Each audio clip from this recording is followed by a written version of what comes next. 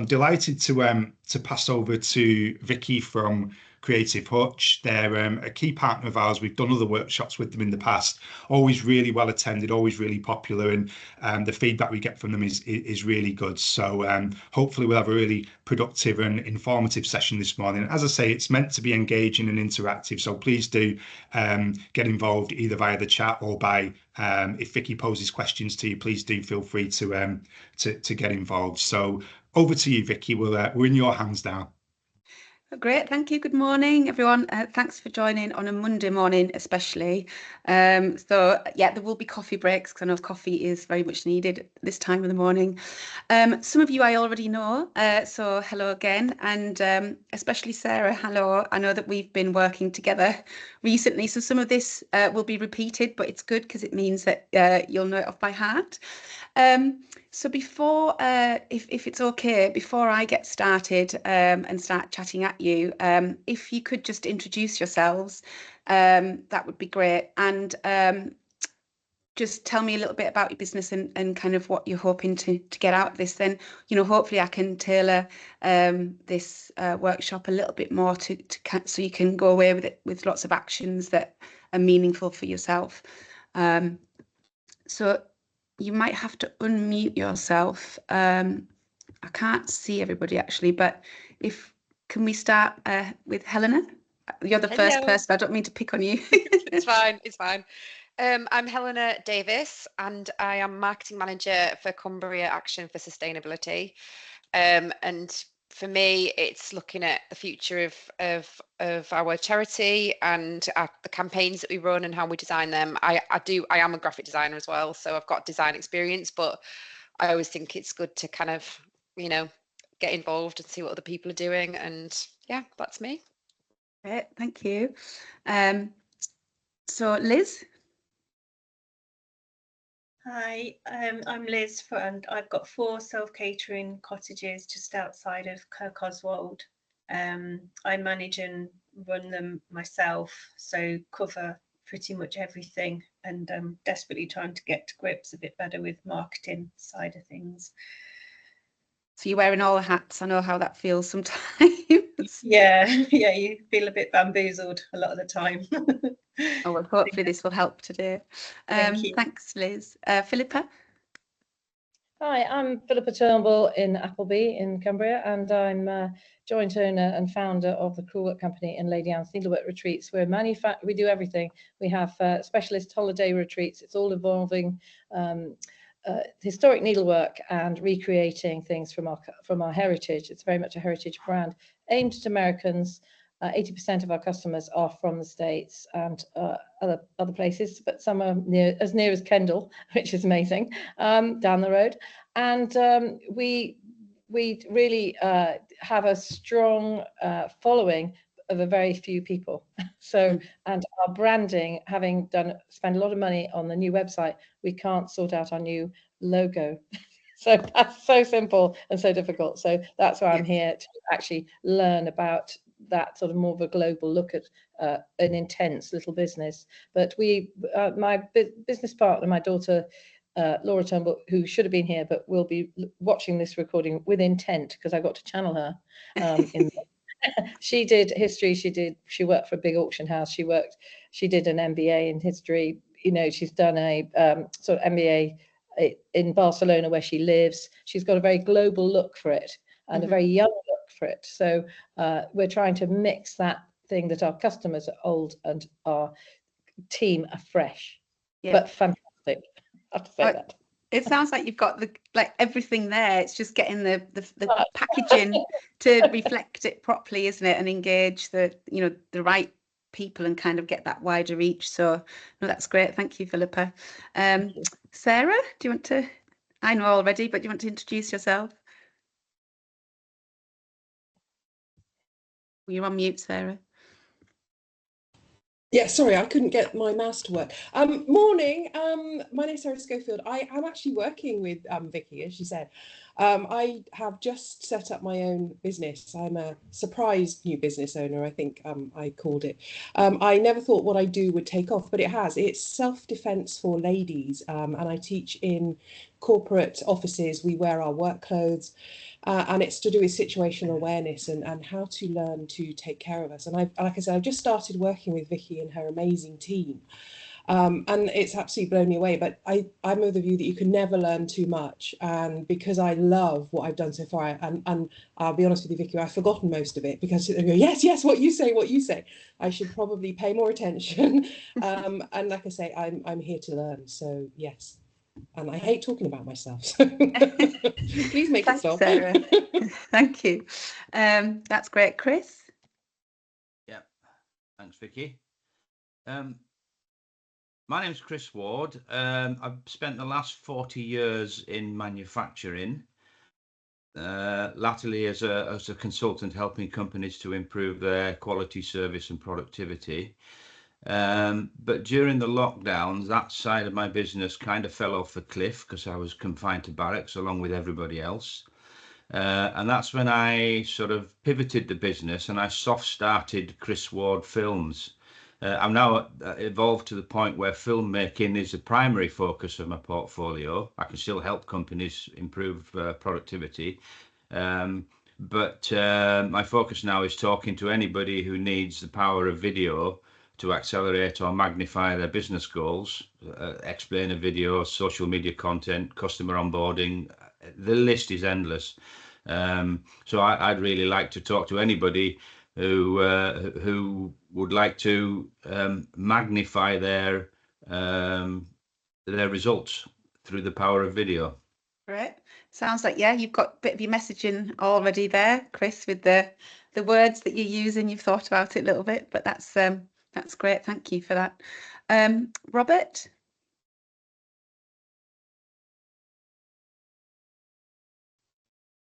Hi, can you hear me there? Yes. Yeah, wonderful.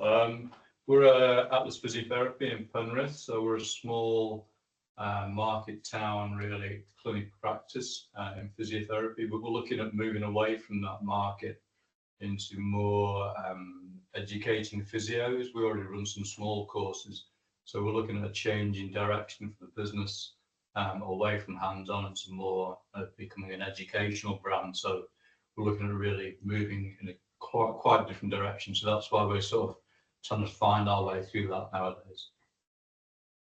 Yeah, interesting. Yeah, just how you change the kind of messaging again to probably the similar audience that you have at the moment, and also that educated piece as well. That's really interesting. Thank you. Harriet?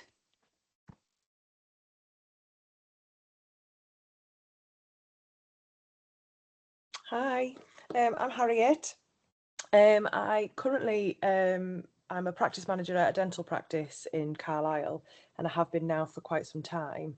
But I've recently, maybe 6 months or so ago, started a business of my own where I'm supporting other business owners, doing things like bookkeeping, HR, anything that they don't really like to do or maybe don't have. That's not where their strengths lie. Try and create more time for business owners to focus on the bits of the business that they actually enjoy. So it's actually, again, it's similar to I think somebody else had mentioned, it's taken off a little bit more than I expected it to. So I would just like to try and create a brand image really around that and try and get a little bit of inspiration possibly today, or think maybe a bit more than just a logo, what that maybe looks like as a language right through from, everything really. So I'm just hoping to kind of get some ideas and maybe try and, think of where that's going to take me after today, really. Yeah, that's great. And more than just a logo is music to my ears. And it's exactly what we'll be going through. So yeah, hopefully you'll get some inspiration and nuggets from this today. Thanks, Harriet. Thank you. Ashley?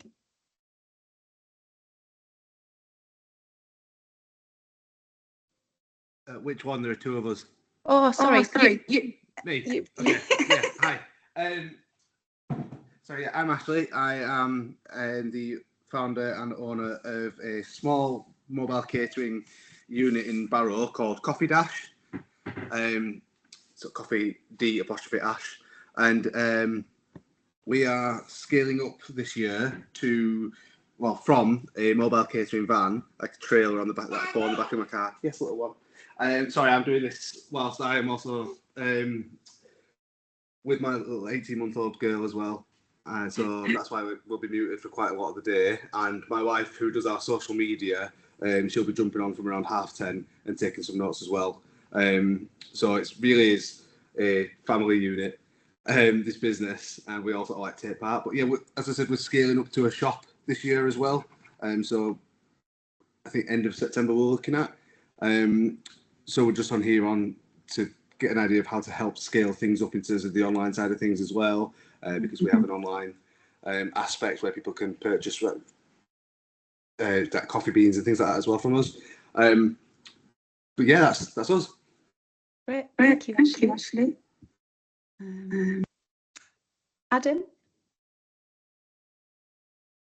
Yeah, morning everyone. My name is Adam and I'm the marketing coordinator at Eden Valley Hospice and Jigsaw charity in Carlisle. So we provide care to children and adults across the county with life-limiting illnesses.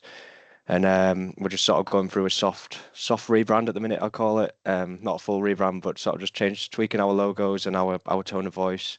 And we're in the very early stages of that. So we're hoping this webinar will help out and give some tips and tricks to helping us put that into process. Brilliant, thank you. Yeah, hopefully that'll help. And like Paul said to anyone, after this, if there's any questions you have, feel free, and I'm always happy to do a one-to-one. Megan?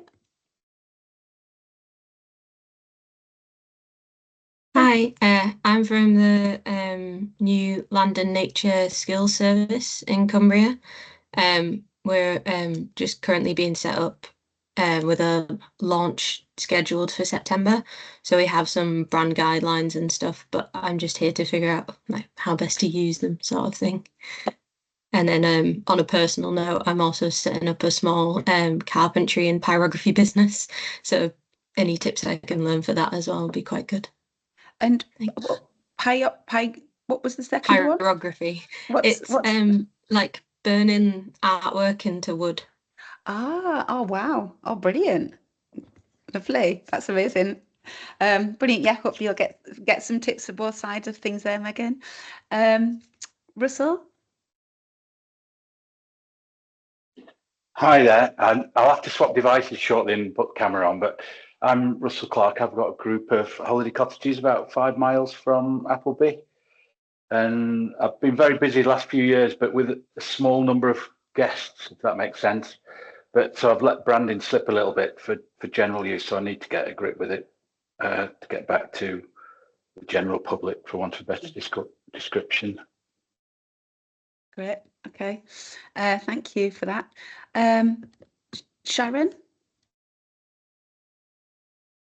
Hi. We just have a small kids shop in the middle of Ambleside called Little Walkers, and I'm just looking for some help with kind of branding, obviously, because we're thinking about rebranding the shop, and general social media help, things like that. Okay, great, thank you. I think I can't see anyone else. Paul or Lucy, have I missed anybody? Did we go to Ashley? Or the other Ashley, I can't see. Other Ashley? Introduce yourself.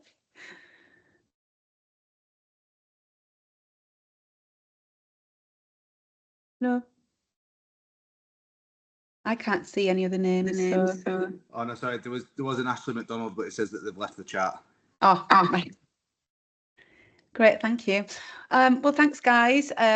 Really lovely to meet you all, as I said, and really mixed bag of small businesses and startups and surprise startups. So it's really exciting, and hopefully today, I've tried to cram in as much as possible in 3 hours, and I will try and make it engaging. I know you're staring at a screen, but as Paul said, we will have a break as well in between. But I'll share my screen with you now, and we'll get going.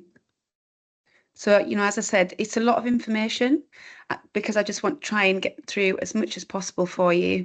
But if it's any point it's too much or you've got questions, please raise your hand and I'll answer those questions. So I don't use Teams often, so bear with me for a moment.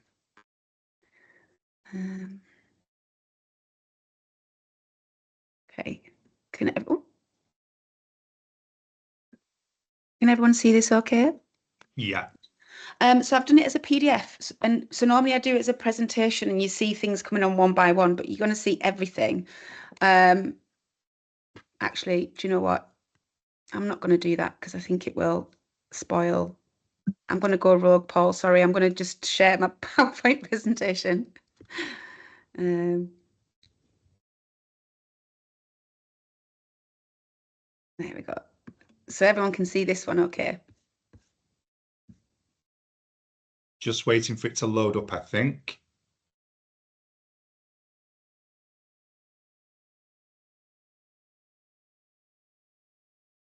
Is that there? Not for me. What can you see? Just a blank screen at the moment, just a white screen.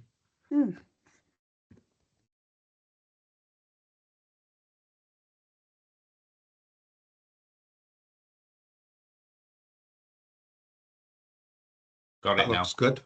Got it? Great. Yeah, thank you. So I don't have my notes.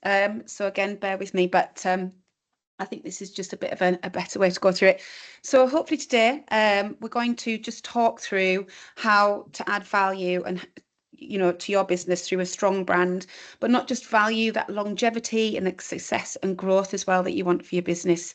And I truly believe that a really strong brand helps you to do that.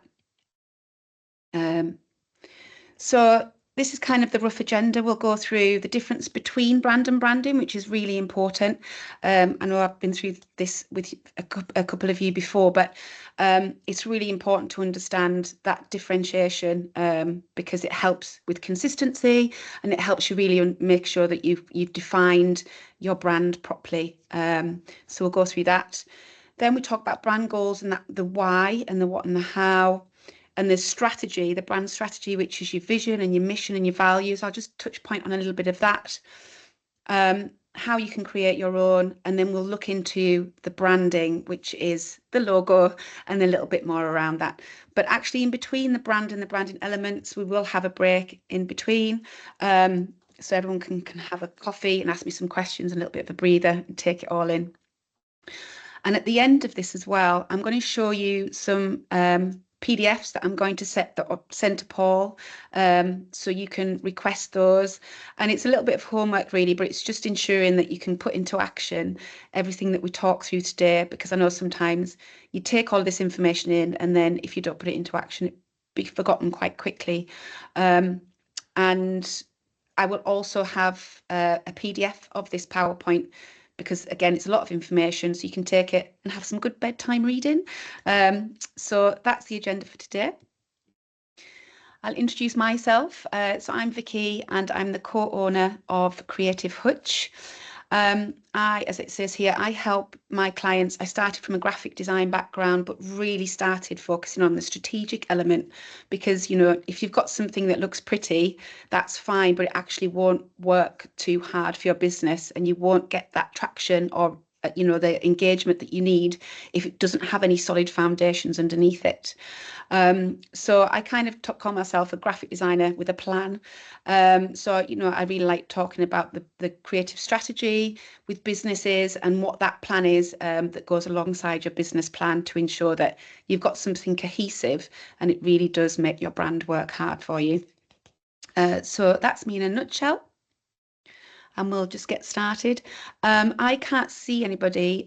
So again, Paul, if you could give me a shout if someone's asking a question, that would be great. Thank you.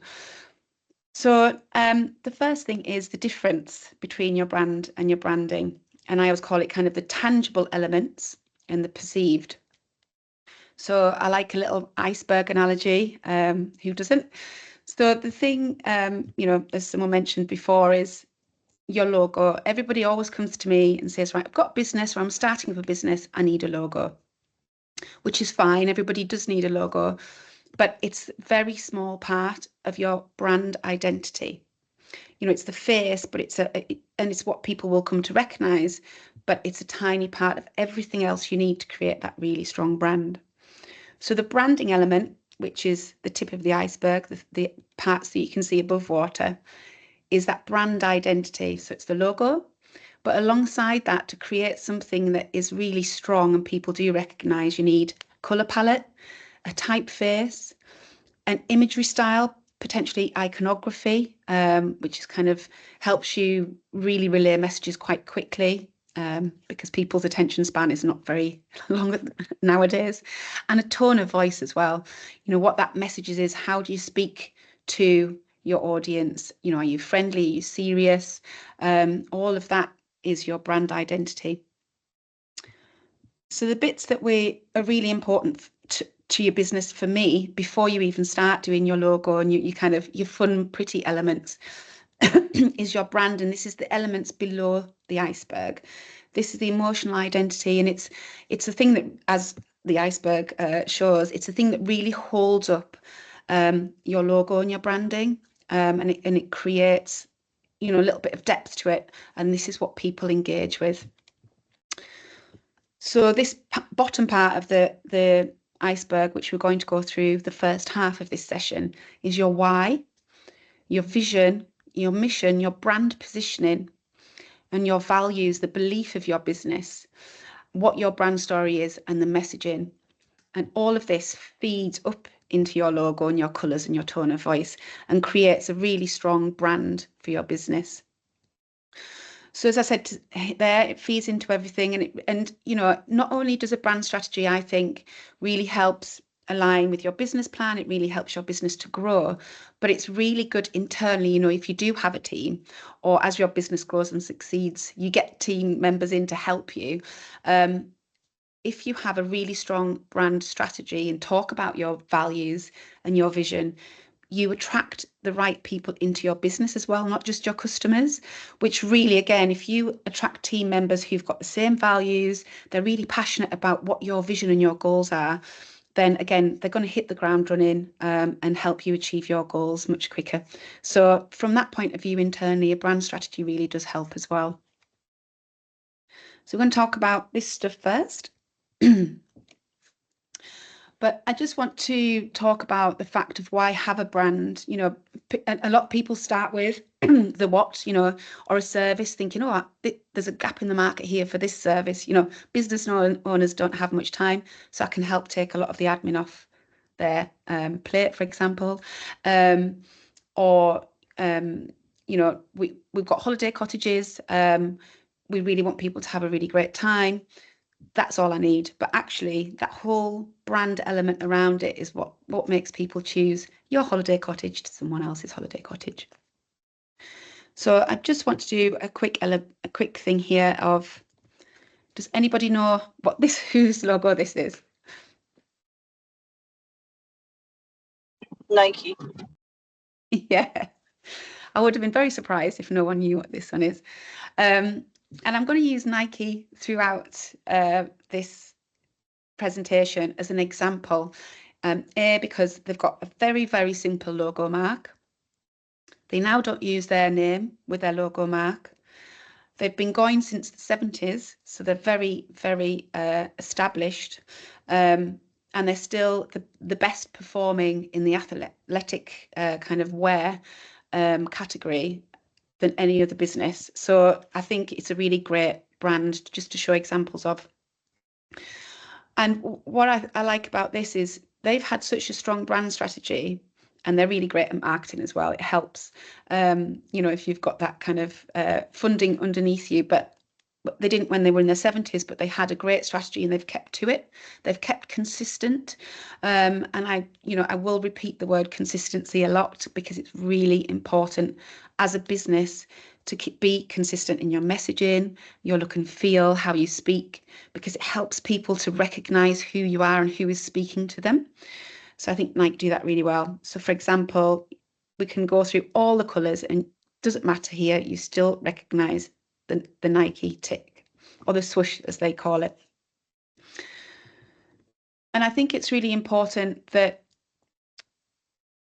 we're going to go through the brand strategy first, because Nike's mark, this swoosh, comes from a fact that they had the strategy first. They knew who their business was, what it was about, and the Nike name as well. Even, you know, if you're starting out on a business and you don't have a name yet, having a strategy first helps you work out what that name could be, because naming is a nightmare, and you often think of a great idea and then you find 600 other businesses have your name, and that's murky waters there with copywriting and things. So again, having a strategy will really help you figure out a name that has meaning, and then all of that meaning will go into a logo again that has the foundations and really does have authenticity behind it, and it's not just something pretty to look at.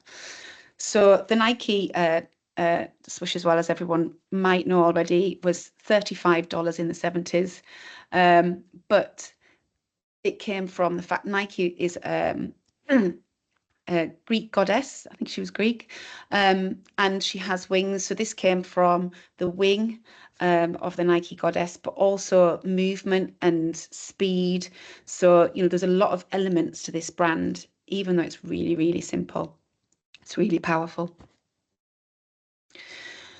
And then they've also got a really strong strap line and a really strong branding kind of look and feel as well. You know, they haven't changed it much.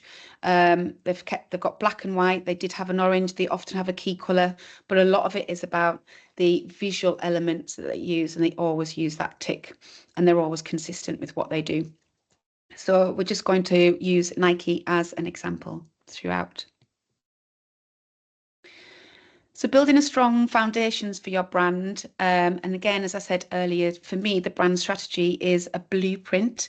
So once you've got that, not only does it help bring in really great internal team, it helps with decision making. So if you've got a vision and a mission, you know, what are those goals that you're going to do to achieve that vision? Then if you, for example, think, oh, I've had an idea for a new service or product, if that service or product does not help you achieve your vision, then you know to leave it. Because again, as business owners, we have a million ideas and we think we can often be magpies and see something shiny and want to go after it. But actually that can be quite detrimental to staying on brand and on target. So having a good brand strategy alongside your business plan really does help with decision making, takes that out of your brain so you can focus on the key actions and goals to get you to your vision. So one of the things I like to do with clients first is just have a look at what your brand goals are. Again, it's not your business plan, so I'll just quickly go through. Your business plan is internal. It's financial. It's what are the KPIs, you know, what are those little goals that you can do to just have business growth or, you know, get your business started off the ground. That's what the bank likes to see. Your brand strategy should align with that, but it's more external. You know, what is the personality of my brand? What do I need to achieve to get my business known? And that's what the brand element is, it's external. So your brand goals, if you're starting out, you need to kind of say, what do we want this brand to achieve? And what does success look like for that? So again, if you're starting out or you're a young, small business, it might just be brand awareness and recognition. You know, you can have the best product and service, but if nobody knows that you exist, then, you know, they're not going to come to you instead of someone else in the same area. So a short-term goal, when I say short-term, that can be 6 to 12 months, is just getting brand awareness out there. And this is where consistency comes back in again. You know, if you've got the same colour palette, the same keywords, the same tone of voice, the same look and feel with your photography, people will start to see it and just immediately associate it with your business. And what that then does is help with trust. People see you as either a thought leader or quality products because they've seen really great reviews, you know, in tangent with your consistent brand messaging. So that trust really does build if you're consistent, and then that then builds into buyer preference. So just thinking about your short-term goals for your brand as well as your business is really key. So what I put here, for example, if you were an eco goods business, you've got your brand purpose, and we're going to come to all of this shortly.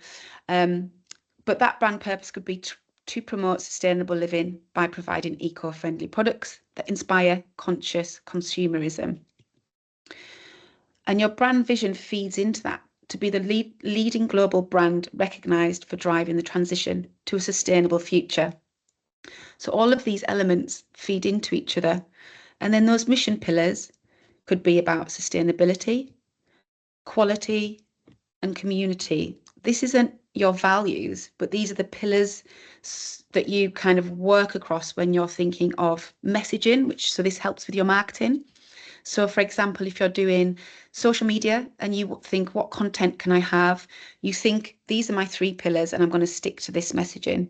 So you could have 1 post a week go out on sustainability, 1 week go out, one post a week going out on the quality. So it could be, the quality of your products, reviews on the quality of your products, or the quality of the person's stay, how the whole experience going through the door into a holiday cottage to, the opening the book and having everything there that you need.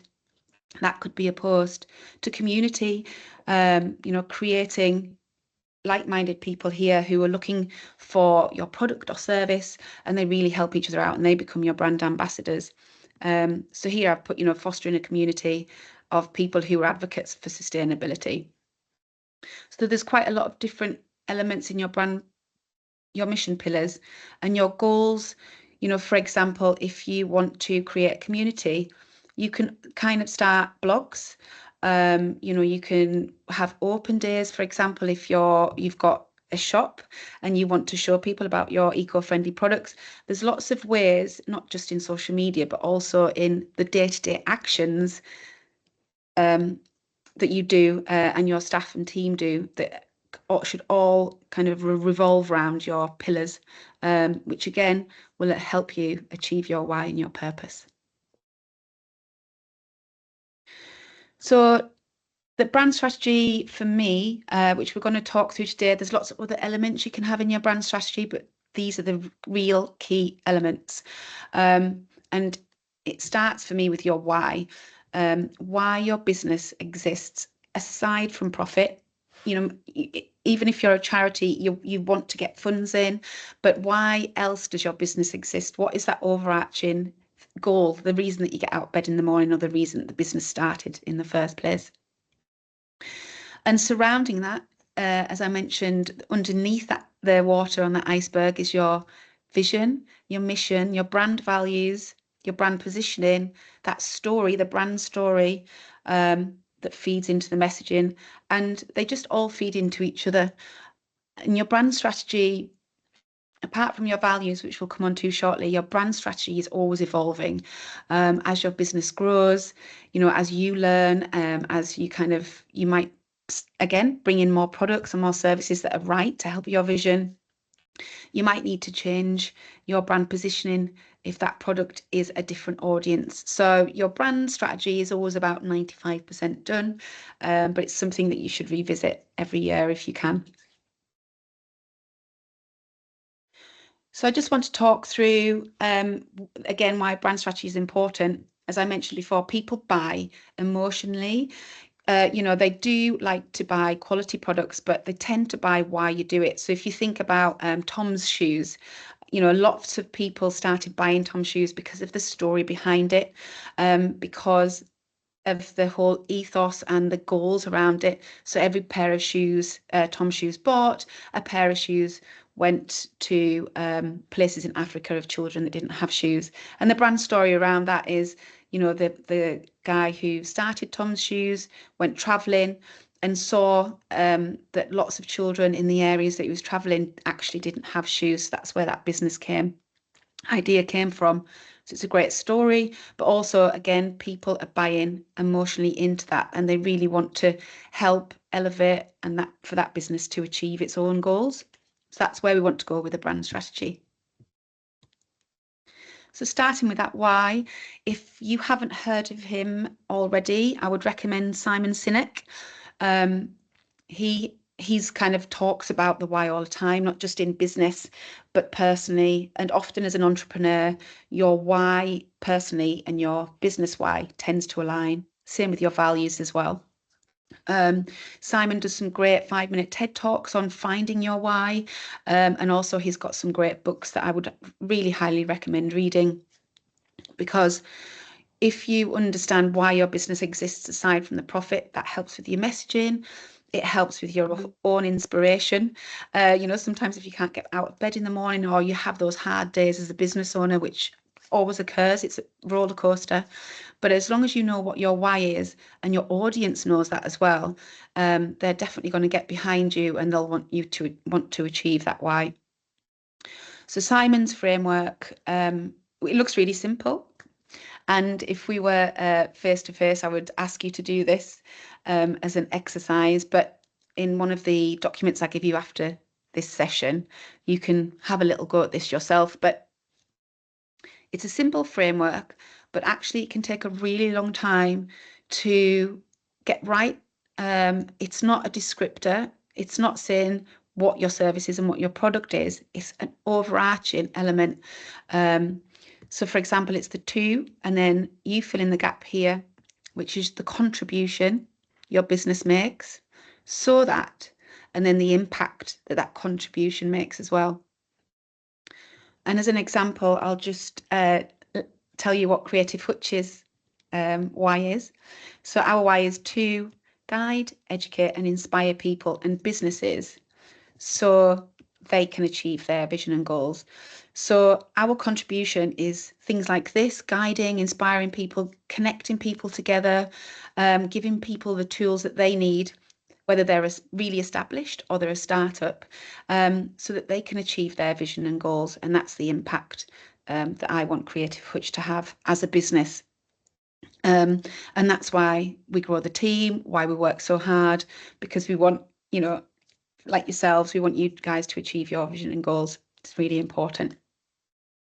So it looks really simple. This took us a little while to get to, but again, I've got lots of workbooks that can show you simple ways to do it. And like with anything in here, when we're talking about our vision statement and our mission statement, none of it has to be War and Peace. It can be post-it notes on the wall with words that you find really inspiring, and then it starts to build over time. I always recommend just putting post-it notes on walls, because when you pass that wall, something else comes up and you kind of get inspired. So don't be worried that you have to kind of write a whole essay. It's always just words, and that will kind of start building that vision for you. So the vision, this goes hand in hand with your why. It's kind of that trajectory of your brand. Where do you want it to be in 5, 10, 15 years time? And I almost like this to be really big, almost unreachable. So here, as I say, it's the dream. This is the element that you started with, that spark that started your business. So it should be big, really exciting, both for you and your audience and your team members, as you kind of start growing your business, and really compelling. Again, not just for yourselves, but for your audience. They want to understand what you're trying to achieve as a business. It doesn't have to be world peace. It could be within the community. It could just be making someone's day, or making someone's lives better. It's just something compelling, again, that just is that emotional element to your goals for your business. So Nike's vision is to bring inspiration and innovation to every athlete in the world. We've got a little caveat there. If you have a body, you're an athlete. And I really love this vision, because what they're doing here is literally saying everybody in the world is their audience. And they're also not being prescriptive in the sense that athlete, you have to be high athlete. You're training 8 hours a day and you have to be an Olympian.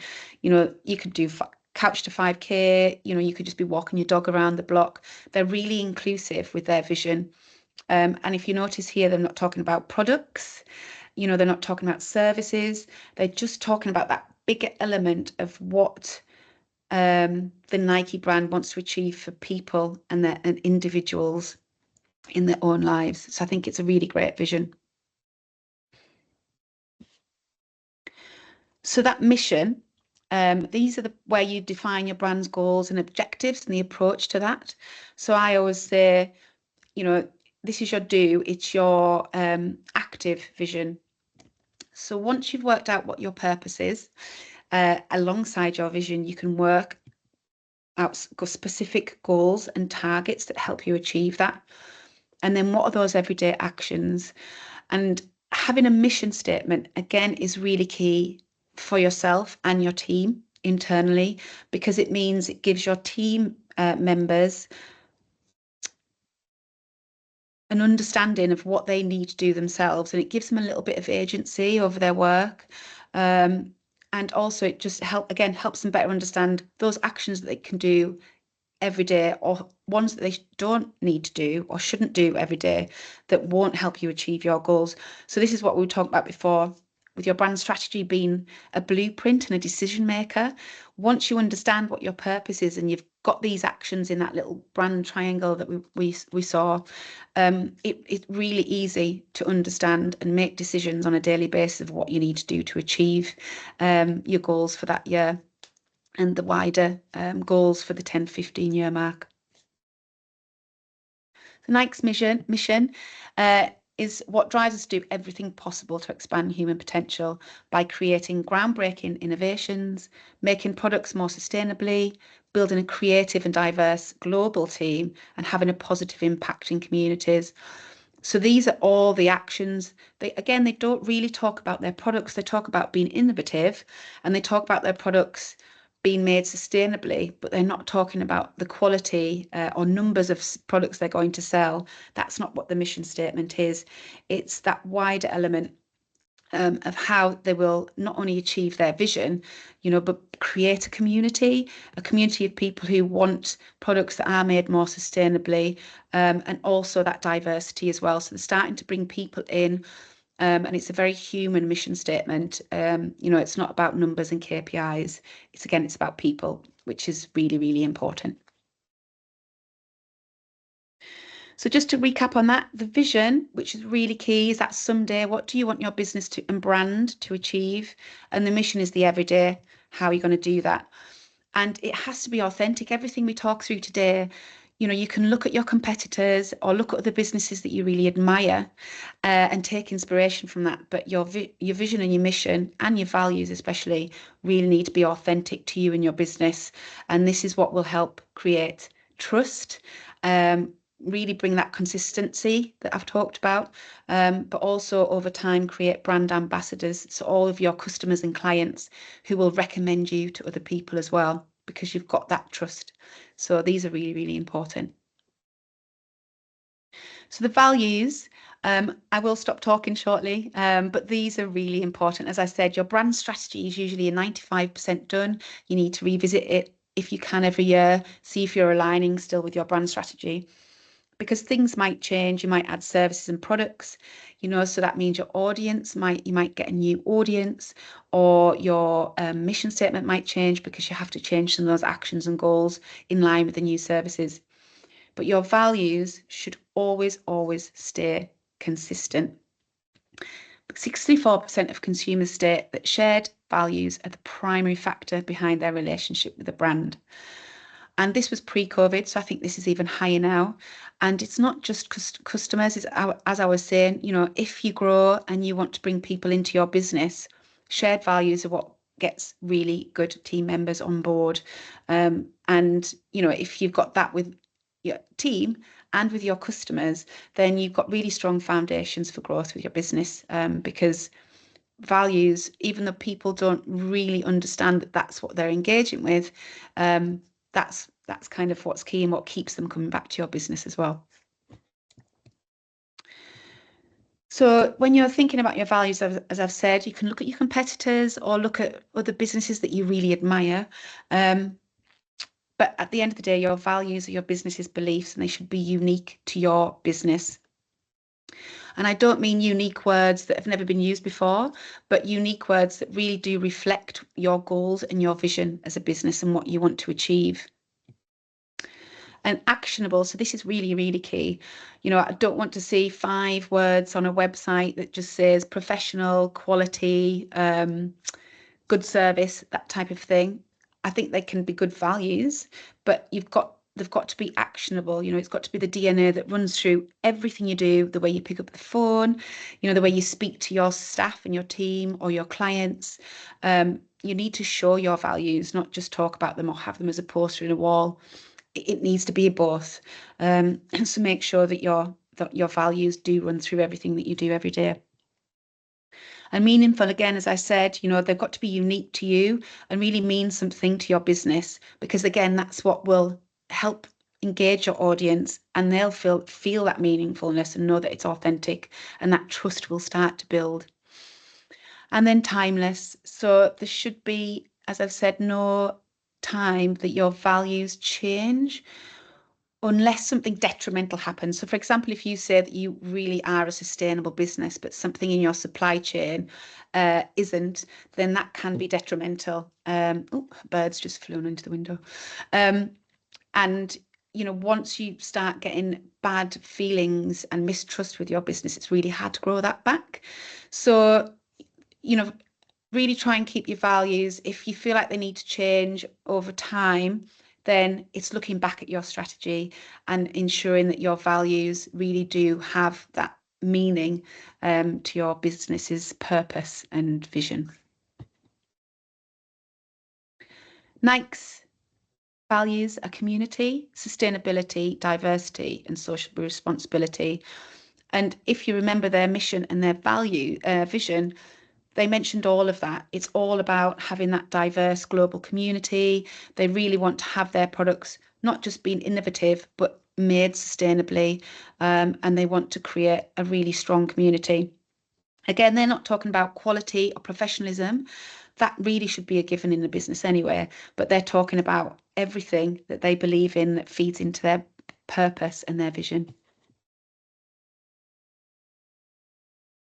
So brand positioning, this is the space that you hold in your customers' and clients' minds. You know, we all have a business and there's someone down the road that has a very similar business. So how do you set yourself apart from that in the minds of your customers and your clients, and yourself as well, because that helps with your messaging and that elevator pitch. So if you're a new business, it's really good to understand who your customers are. And even if you're established already, it's good to come back to this and create those customer personas. This isn't necessarily part of the brand strategy that I would ever do with clients, but this is what helps with the marketing side of things. So I thought I'd put this in here for today. So I'm going to show you an example of our customer persona. It's usually good, maybe 1 or 2, 3 at most, depending on what your service and customer is. Sometimes, you know, for example, if you are a holiday cottage, it's not as niche and specific unless you're very luxury, high-end holiday cottage. But it's still good to have kind of persona on who that audience is, how old they are, where do they live, what's their income, and really important, what platforms are they on? And that's where the age comes in often. You know, if they're 40 and above, they'll probably be on Facebook. If they're younger, they might be on TikTok. So it's really good to understand where they live online so you can kind of engage and speak to them there, and what their hobbies or interests are, and what they need and want from your services. So it's really important to have this, again, before you even do your logo and your colour palette, because that colour palette and that logo needs to engage them and inspire them, not what you like and what your colours are. So it's always good to have one of these. And for example, this is one of ours. This is meet Sarah. She lives in London. She's between 35 and 45. She's a marketing director. And you don't have to go too far into this as we have, but it really helps us to understand a lot of our clients that are in the bigger organisations. They all tend to be marketing directors. They don't have the resources and the time to do all of the things that they need to. So that's why they come to us. So we need to understand what their pain points are, what their challenges are, as we've had here, so we can speak to those challenges. So for example, if you've got your website and you want people to understand who you are immediately, it's best not to say, you know, For example, I am the best creative agency, I do this, I do that, because it's not speaking to their challenges. But if, for example, I said, I can help you as a marketing director achieve your goals through video, creative, copywriting, things like that, they immediately understand that I can help them with their pain points. So this is why having a customer persona helps you speak to your audience as well. If they know that you can help their lives or daily lives, they'll come to you, and again, they'll keep coming to you. And I've got a template for this, which will be in the package after the workshop. So the brand positioning, as I've said, once you've understood who your customers are, you need to understand what they want. So again, what are their challenges, or what do they love? What will really engage them? Is your services, or are your services or products helping them overcome those challenges, or just making them happy? So you need to align your products and services with the customers, so you ensure that they will come to you and then keep coming to you as well. And what's really key here is when you're positioning yourself, what are your brand capabilities? So again, if you say your product is luxury and high end, but actually it's not, and it falls apart after a couple of weeks, or your experience isn't high end and luxury, then you're immediately losing all that trust. And people are so quick nowadays to write bad reviews. In fact, people will do that quicker than write a good review. Word of mouth, they'll tell people if someone asks, or if they've had an exceptional experience. But people tend to be really quick at saying something negative about a business or a company. So just really ensure it's better to under-promise and over-deliver than the other way around. So that's really key. And then look at your competitors. Again, you can look at them for inspiration, look at what they're doing really well, and maybe what they're not doing so well, and how you can leverage that, how you can position yourself differently to them. What do you offer that's different to them? And if it's not different, what can your brand personality be? How do you speak to your audience to gain their trust and get that engagement? So it's just doing a little bit of research. And again, if you're already established and you've maybe done this in the past, it's always good to revisit this, because sometimes with your knowledge of the knowledge of your business and market sector grows, as your business grows, then often things change when you come back to this. So it's really good to visit. So I'm just going to see if anyone's awake because I've been talking. Just a little exercise here. Could anyone, or if you could put it in the chat, which baked beans do you think is the most expensive kind of beans? A, B, C, or D? I don't think I can see the chat. There you go. D. Oh, you're all too savvy. Yeah, a couple C's. Perfect. Thank you. So note that down. So yeah, it's obvious, that A and B isn't the most expensive, but I put this up as an exercise both from the marketing point of view and the look and feel and messaging point of view, because actually the most expensive is C, which is Branston's. But everyone thinks D, A, because I've kind of put it in that way, but also because most of us, especially if we're all British, have a massive affinity with Heinz beans. We remember their adverts. We immediately know that packaging. If I rubbed Heinz beans off this, we would still know who this company was and what product was. So it just shows kind of that look and feel really does have an impact. And going down to A and B, they're purposely going for those clients and customers who are looking for more cost-effective beans, as it were. So that packaging reflects that. It's no frills, it's very simple, it says what it is. And this is really just a really good example to show that colour, visuals, people really immediately judge within the first 5 to 7 seconds of what that brand and product is. So people know A and B are probably going to be cheaper than C and D. However, A is probably made in the same factory as D. But again, it's all about messaging and look and feel and that marketing point. And interestingly, Branston's a bit spicier and they're more targeted, strangely, it's a bit sexist, but towards the male demographic. So that's why it's a bit darker in colour. And again, it's just got more of a masculine look and feel than Heinz as well, which is more family orientated. So just a quick exercise, again, just to show the importance of that messaging. And once you understand that messaging and where you want to position yourself in the market, you can then understand how you should look and feel, what colours you should use, and imagery should you use, and words should you use, because that's what will have an impact. And if you don't get that right, then you're going to be speaking to an audience that potentially are not interested in your product. So, you know, it's going to be harder for you to grow your business and achieve those goals. So Nike's positioning, they're about performance, authenticity, and sustainability. And again, they don't really show their products in anything, but what they do, these little bits here are all recycled trainer that goes back into the soles of the trainer. So, you know, that a lot of the Nike products that you see are already used from previous recycled Nike trainers. And I know they've had issues in the past, but they really do work hard to try and rectify that and really keep on target with their brand strategy and their vision and mission. So I just thought that was really interesting. So the brand story, this is kind of towards the last two elements before we kind of have questions and a bit of a break.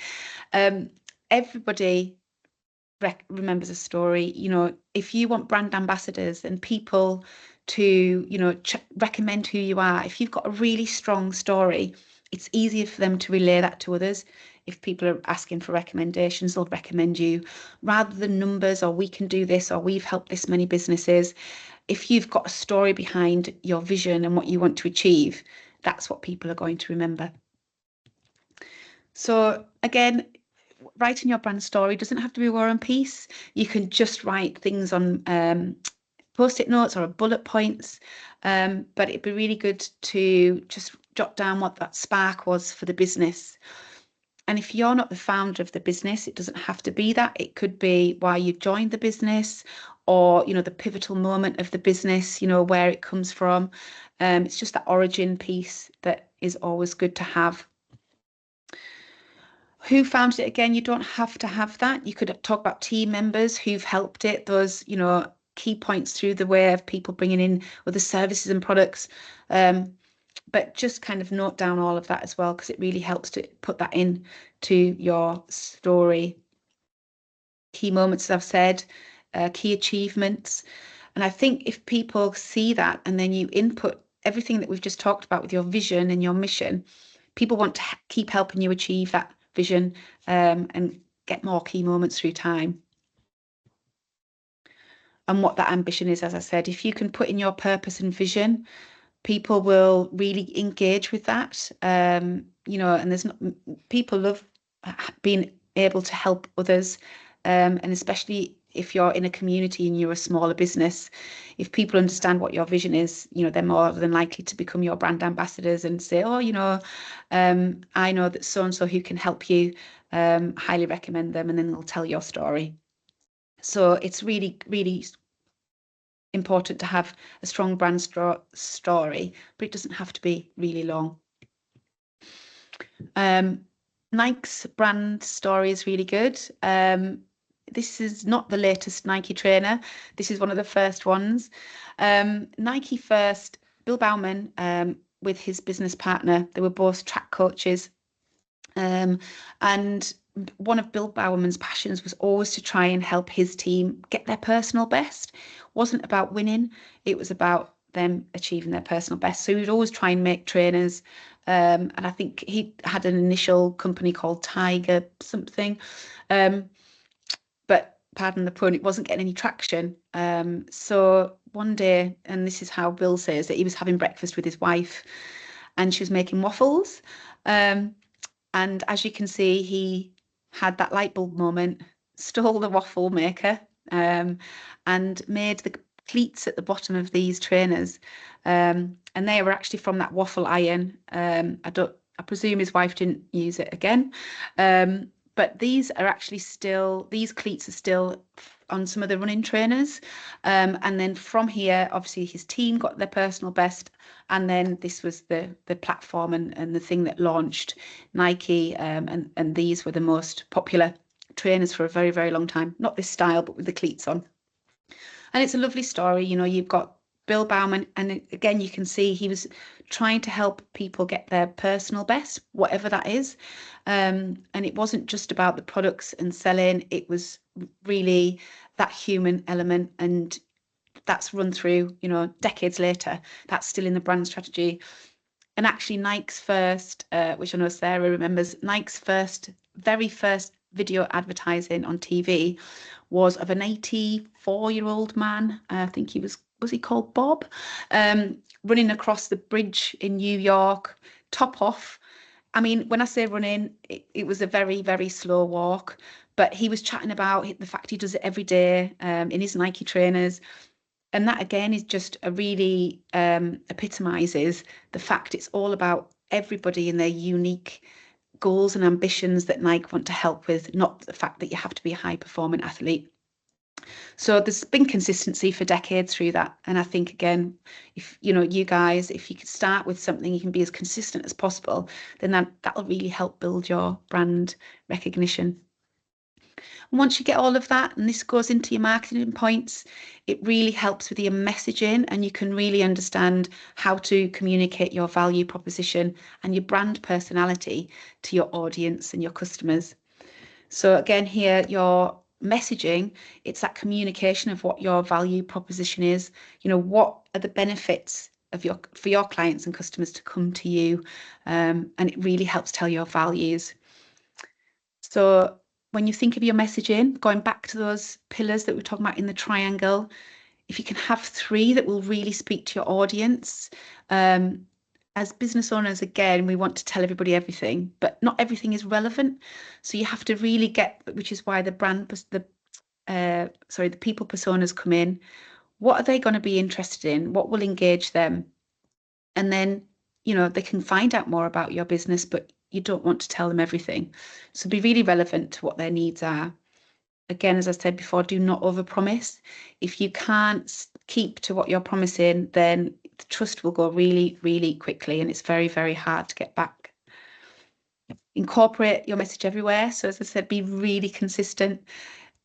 We are in our business every day, so it can feel really boring, and sometimes we want to get those jazz hands in and put in a different colour or add in a different message or tell a joke. But your clients and customers only have specific touch points and might not see your messaging or your brand every day. It might be once a week, it might be every couple of months. So if you're not consistent, then they might not recognize it as you that's speaking again. You know, if they've looked at it on a poster or they're looking on your website or, you know, on Instagram.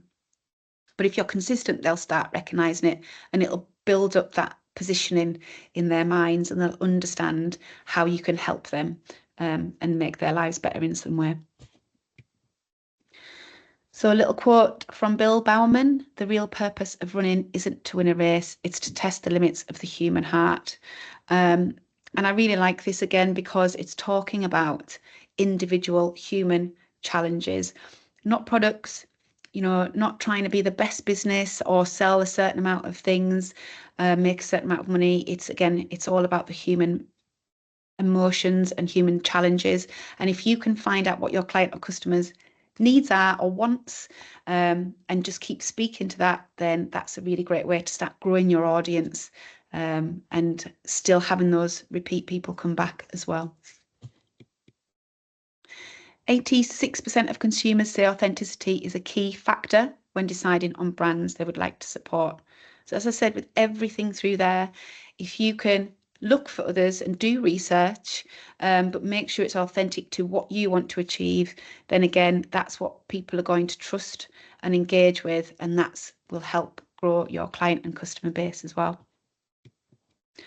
So So just to recap before I go on to any questions and then a bit of a break. Defining your brand purpose. So if you can think about what your why is, and again, towards the end of this, I've got some worksheets that I'll show you how to use, just using keywords, what your why is, what your vision is, and what your mission is through that. All of that will help with your brand positioning. So once you understand your customers, how can you position yourself in their minds that differentiates you from your competitors? And then with that brand messaging and value proposition that speaks to your audience and lets them know the benefits of coming to you instead of someone else and keep coming back to you as well. So that was that element. I'll stop sharing. I've talked at you for quite some time, but we can have a little bit of a break now, but I don't know whether there's any questions from that.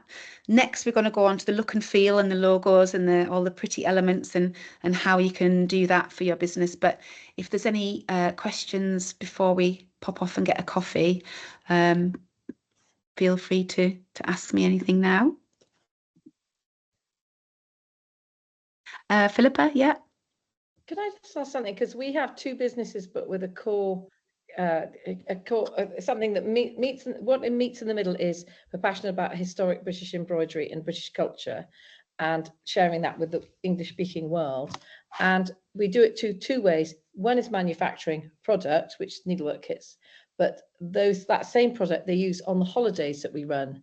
So the holidays is 50% of our business as well. Specific retreats, like a yoga retreat, but it's much more intense and all that. So because we've got the holiday business is called Lady Anne's Needlework Retreats, and the manufacturing company is the Crewel Work Company, how can you marry two kind of almost logos? Because we have one website for it. We used to have two websites, but it's the same customer for both, because they use the designs that we use for the kits, they use those on the retreats. So there's a massive overlap. It's only people who are interested in coming to castles and doing that thing, or being at home doing it online. We sell online courses and things as well. So how do we, because we have not got a logo, because we can't, we tried to put it under one thing, but if we call it Crewel Work Company, that is a part of the needlework we do. That's a small part, because as I'm retiring, we're employing other people with other specialities. So that bit's broadened out beyond the original name, but that is the name we're known by. So we just cannot move forward. We've got a new website ready to go, missing a logo. And by the way, our branding colour is exactly the same as yours, but I just promise you, I promise you on Scouts Honour, those were all decided about 6 months ago. We've actually just changed our brand colours, so you're right, Philippa. Oh gosh.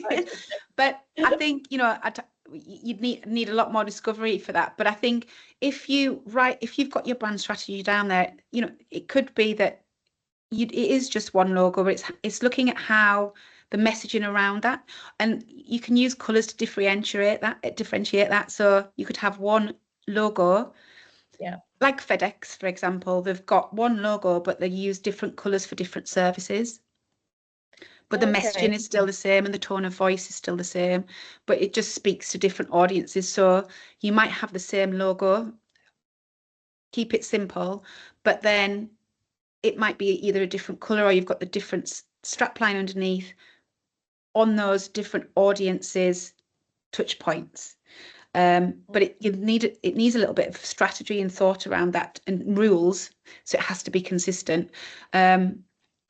Or, you know, there's lots of options. It just needs more discussion. You can have two logos, but again, it would probably have your key core logo, and then underneath it would be like in partner with or powered by, and then they have they'd have to have two different either websites or pages so people can see the difference. You need to kind of work out whether that strategy of the one logo and then just have it all together, and have rules around that. But that's what we're trying to do. That's what we're trying to do. But it's everybody else in our business has a needle and thread, and that's it. And the rule about if you have to explain a logo, it's not a logo. you know, and it's also our customer is older, so they're not going to get something quirky and clever that is a you know, meme or something. They're not going to love that. They're not TikTok people, they're Instagram and Facebook people. And I think that is key. A lot of people try and make a logo really descriptive, but you know, going back to the Nike logo, it's a tick. But once you have the strong messaging, but keep your logo really simple. It doesn't have to be descriptive. You know, you don't have to be in catering and have a knife and fork, which I know a lot of people do, because they haven't got the strong brand message behind it. So they're trying to make some people try and make the logo work too hard, and actually the simpler the better, because you want people to remember it's a mark. And then you have a strapline underneath that, again, doesn't have to be really descriptive, but gives people an idea of what you do. And most of the time, logos are always next to context, your messaging, or you've got context with it. So, you know, I think that's the biggest mistake, is that people try and make the logo literally tell everybody what it does within 5 seconds. And it's not, as the iceberg said, it's kind of the face of the business, but it's everything else with that. I mean, at the moment we've got a leaf that is a Jacobean leaf, which is the historic leaf, and that's worked really well. But it doesn't. It's people don't understand it really. I think it works really well, but nobody else really does on my team at all. And I'm the designer and the founder, so you know, looking forward, we want something that's going to look good for the next 20 years. So yeah, it's I think a lot of us business people that we on might have the same problem, that your business changes slightly, and do you then change your logo, or do you update it? I mean, my son is a branding consultant, and I should be talking to him all the time about it. But honestly, he's in Singapore. He doesn't get it about British culture anymore. He's been out for too long, you know. And it's the core belief that you were saying that appeals to the people from abroad to come. And I think that's the same with the holiday cottages. You know, people want what we have, and we just take for granted in a way. But how to get that message over is quite hard. Yeah, I think again, it's working on all those core bits first of, you know, what is the vision and the purpose of it, and getting that why, you know, what's the impact to all that audience coming over, you know, because of the British, they're buying into the British culture, aren't they, for yourself? And even if your business changes, going back to what you were saying, you can change your logo. I wouldn't change it all the time because you'll lose brand recognition, but you can keep your logo, but change the colours around it. You know, if you want to refresh, you know, for example, Nike has kept their logo all the time. They've just moved it on, maybe changed the impact and the messaging to go with the times and the audience. So there's elements around that where it has to keep refreshing, or, you know, it's, you're not going to speak and look fresh and modern and speak to kind of newer audiences. But again, if you've got a strategy, you can keep going back to that and saying, does my logo reflect this? If not, let's change now and kind of tweak it. If it does, what elements need to change to speak to this audience and the new services or the new growth in business? It's all down to the strategy before you do anything with the logo and everything like that. Thank you very much. Yeah, you're welcome. Yeah, and hopefully the documents I send will help as well, but always happy to jump on a quick call after Philippa if you want to chat through it more. By the end of this, it might be even more confused, but yeah, it's very helpful. Thank you so much. Any other questions? Oh, okay, if everyone wants to just take a 10-minute coffee break and come back at 10:30, then we'll go through the look and feel and some more questions after that. So see you all at 10:30.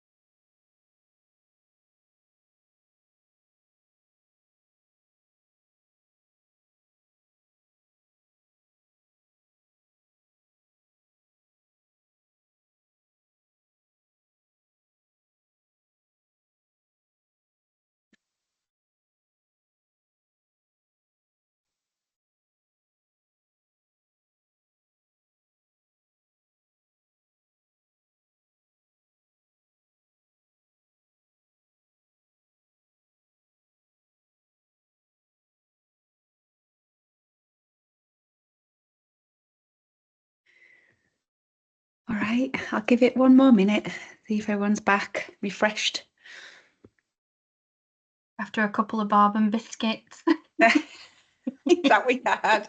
Haven't had those for years. I love them.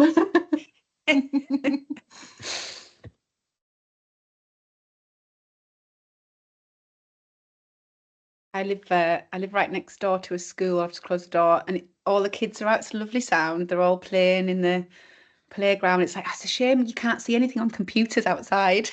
Oh, when it's yeah, such it's a nice lovely weather. sound, isn't it? Yeah, it's really nice. Oh. Break time. Vicky, this is really interesting going through it again without the spotlight on me. Is it bringing up new things, Sarah? Yeah, it really is, and it's quite interesting because obviously, as you know, my total love of social media, and now I've had to actually get on board with it. It's actually useful because obviously when you guys have finished working your magic, I've got to still do this. Yes. And this is what I'm thinking forward to. It suddenly dawned on me last week. I went, oh my God, I don't know what I'm doing. So when I saw this, I was like, brilliant. I have to, yeah. So it's amazing going through it again. So thank you. Oh, good. And well, you get sick of us soon after the next few weeks, Sarah. Never.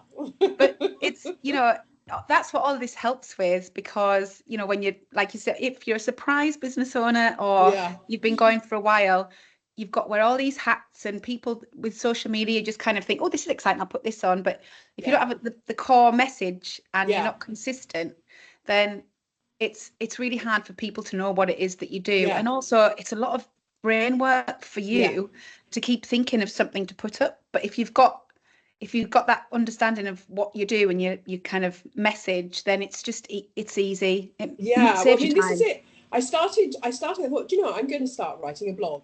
So I haven't actually published it. And I wrote the first one yesterday, and it was really knowing that I was going to do this today. And it's really interesting going through all your messages again, because I was thinking, yeah, that's not going to work. That's not going to work. That's not going to work. That's not going to work. Right. I need to read, which is why I didn't publish it yesterday, because I need to get all of this stuff in. So it's a very long, slow, ongoing process before I hit the publish button. That's for sure.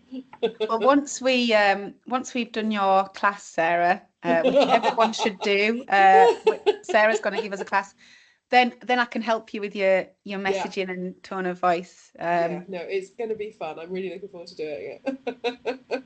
Thanks for that. Well, it's good to know that you're getting more out of it the second time Oh my gosh, round. I've just been writing copious notes as you speak of not what you've done, because I know that you're going to send us a thing, but ideas that are pinging through my head as you speak. Oh yeah, that's good. So no, it's brilliant. Thank you so much. Great. Oh, that's great. Thanks for saying that.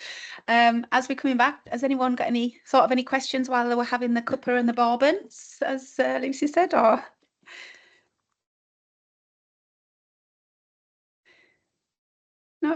No problem. If anyone thinks of any questions throughout, just chat, or again, very welcome to email, because I know sometimes you're taking in all of this and then 3 o'clock in the morning, you'll think of something. So I'm not available at 3 o'clock in the morning, but you can email me, so it's fine. I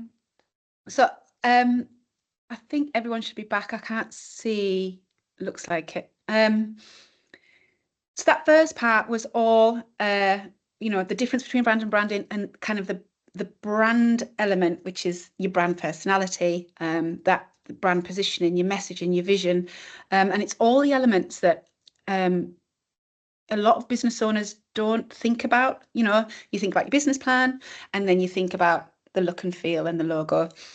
So I know it's talking at you a lot, but I really wanted to go through all those elements that are really, really important. There's other parts of a brand strategy that I didn't touch upon, but I think these are the core things that, if you can spend time on, then it's really important. And we'll go through the logo and look and feel now, but if I've got time at the end, I'll just walk you through some of the documents I've got that will help kind of put everything, all the notes that you were talking about, Sarah, put everything down into a more structured framework that again will hopefully help you define your brand strategy, and Philippa hopefully help you kind of unravel the ball of wool that is your 2 logos. A situation, it's kind of writing it down and just writing that strategy and vision that usually helps kind of focus you a little bit more. I'll share my screen. Can everyone see that okay? Yeah, thank you. Yeah, great. Okay. So now we're on the tip of the iceberg, and this is the bit where all my clients get excited, because this involves colours and pictures and mood boards and all the fun things. But normally we wouldn't start this with any business unless there's a strategy, or we've done some discovery, you know, understanding what the businesses are, because I think, you know, as I said, you can get logos made up anywhere. But if the logos aren't relevant to your business, if they're not going to talk to your audience, then, you know, again, it's just some shiny wrapper that actually will not really help you achieve your goals, or it'll take much longer time to achieve the goals if you haven't got that right. So I can't design your logos and things for you, but what I can do here is help you understand how to start thinking about what your business's look and feel should be like. Because again, if you don't have that strategy, often what you do is go, well, my favorite color is pink, and I love capitals, and I love blue, so that's what my brand is going to be. But, you know, if you're talking to 60 plus, and they're looking for the finer things in life, they might want a copper, or they might just want muted colors. So you really need to think of your logo and your branding for your audience, and sadly not for yourself, even though it is your business. So we'll just go through a few things. So again, just going through the Nike logo. As we can see here, this is the very original one that a lady called Sarah, I can't remember her surname, did it for $35. But I think in the 90s, they did give her her share in Nike. So she's made enough money now. She's all right. But, you know, it progressed. It was Nike with the tick. And then in the 90s, where lots of logos became a little bit more streamlined, it became capitals above the tick. And then in the noughties, they got rid of the name and just used the tick. So it's a progression, and this is a progression they can only do because they've been consistent, and also with their strategy, and now also because they're global and well recognized. You know, it's like someone famous like Kylie, when they don't use the surname. It takes a little while for people to know who you are, but then you can do that, and it's a really strong statement, really confident. And again, as I was talking about before with logos, keep it really simple. So I'll go through that in a little bit more detail for you. But here's just a little example again of brand guidelines. You know, as a small business, you don't need anything quite as cohesive as the Nike one, because they're global and they've got lots of different things going on. But even if you have a one-pager that says what your colours are, what your fonts are, your image style, here your fonts, do you have them in caps for titles, things like that, which seem really small, just show consistency. You know, if it's really well designed in the layout, people will recognize that you'll look really professional. And, you know, if you go to an outside consultant for something and they're going to do something with your brand, you can give them that and they'll be really consistent with your brand as well. So a brand guideline is really important. So we'll go through that. So getting started to build your branding, and some of you again might have your logo. So just here, I just want to say the key components of that tip of the iceberg is your logo. And you can have this in various formats, which I'll talk through. Again, you need to have rules around this, which is what your guidelines are. We love a rule. We love a rule and we love consistency, which sounds really boring. Your brand name. Again, how do you do that? Does it have a tagline? Often if you have a tagline, it'll be on a business card. You don't need a tagline maybe on your website, because it comes with all that content and tells what your business is. So again, keeping those rules and keeping them consistent really helps. And a set of brand colours, which I'll talk through. So really interesting to see if you've all got those at the moment, or if your colours aren't consistent. Again, if you just jot that down and think about it, keeping core colours, a couple of primary colours and secondary colours will really help elevate your brand and also start getting that brand recognition. And again, it just stops you having to think of new things all the time. If you've got a set of rules, a set of way of doing things, a set of content pillars, it removes that having to think about stuff from your mind, so you can think about the bigger picture for your business. On the font, so fonts are really key. Again, let's stick with 1 or 2 fonts, and I'll go through fonts. Fonts can really say a lot about your business. So it's all these little things that sound silly, but actually do have a big impact. Going back to that baked beans, the look and feel can give people an immediate sense of the price points, what your business does, you know, so all of those together can really have an impact. So it's really key to kind of spend a bit of time on them. So start with your story, as I said. We all know who this gentleman is and what he's holding. If I just put that picture without the Coca-Cola bottle there, more than likely 90% of you would think Coca-Cola. Coca-Cola doesn't own Christmas, and they haven't always done it, but in the last couple of decades, they have, you know, the Coca-Cola red for Santa, but the Coca-Cola bottle as well. You know, they've got that whole story. So when we think of Coke, we don't think of brown fizzy liquid. We think of Santa or polar bears, you know, the Christmas lights, things like that when we're thinking of the adverts. So it's really thinking of that whole brand story about in your marketing and your advertising and how you're going to do that, but the consistency. So Coca-Cola does bring in other colours for their other products, but they always have the same red. And you recognise that red as soon as you see it. So again, that's consistency within your brand. And just to show you some of the components on ours. So again, Philippa, we now have different colours. I just haven't rebranded this presentation. So we have, to tell you that story, we've been going for 3 years this week, and a lot of the things, you know, we want to be genuine, we want to help people, we want to guide. And, you know, the things that people always say back to us is just how much they enjoy working with the team. We're friendly and happy. So I wanted to create a logo that is actually C and H for CreativeHutch. It's very tenuous, but there's white space does say C and H.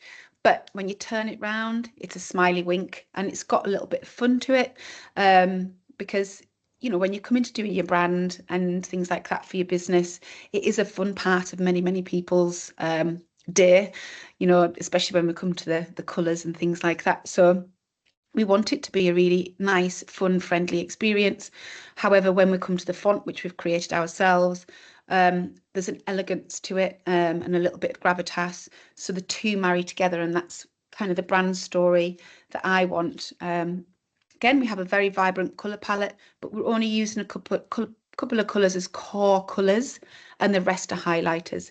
So people will see this is our core colour, the kind of orangey red.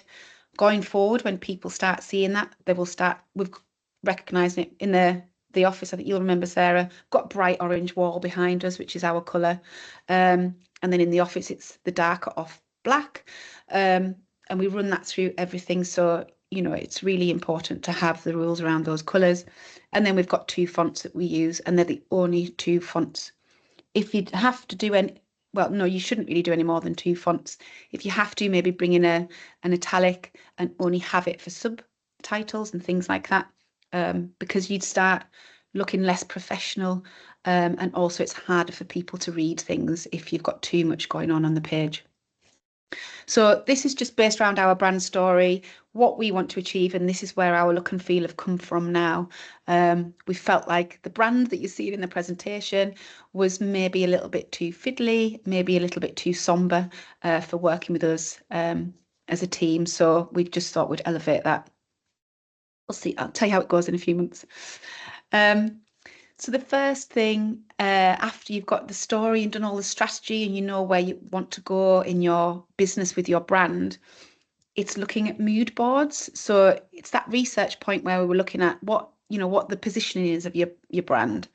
Once you get that, you know, are you luxury? Are you wanting to be sustainable? Are you want to be grassroots? Do you want to look like your value, you know, your good value, like the bean A and B in the beans?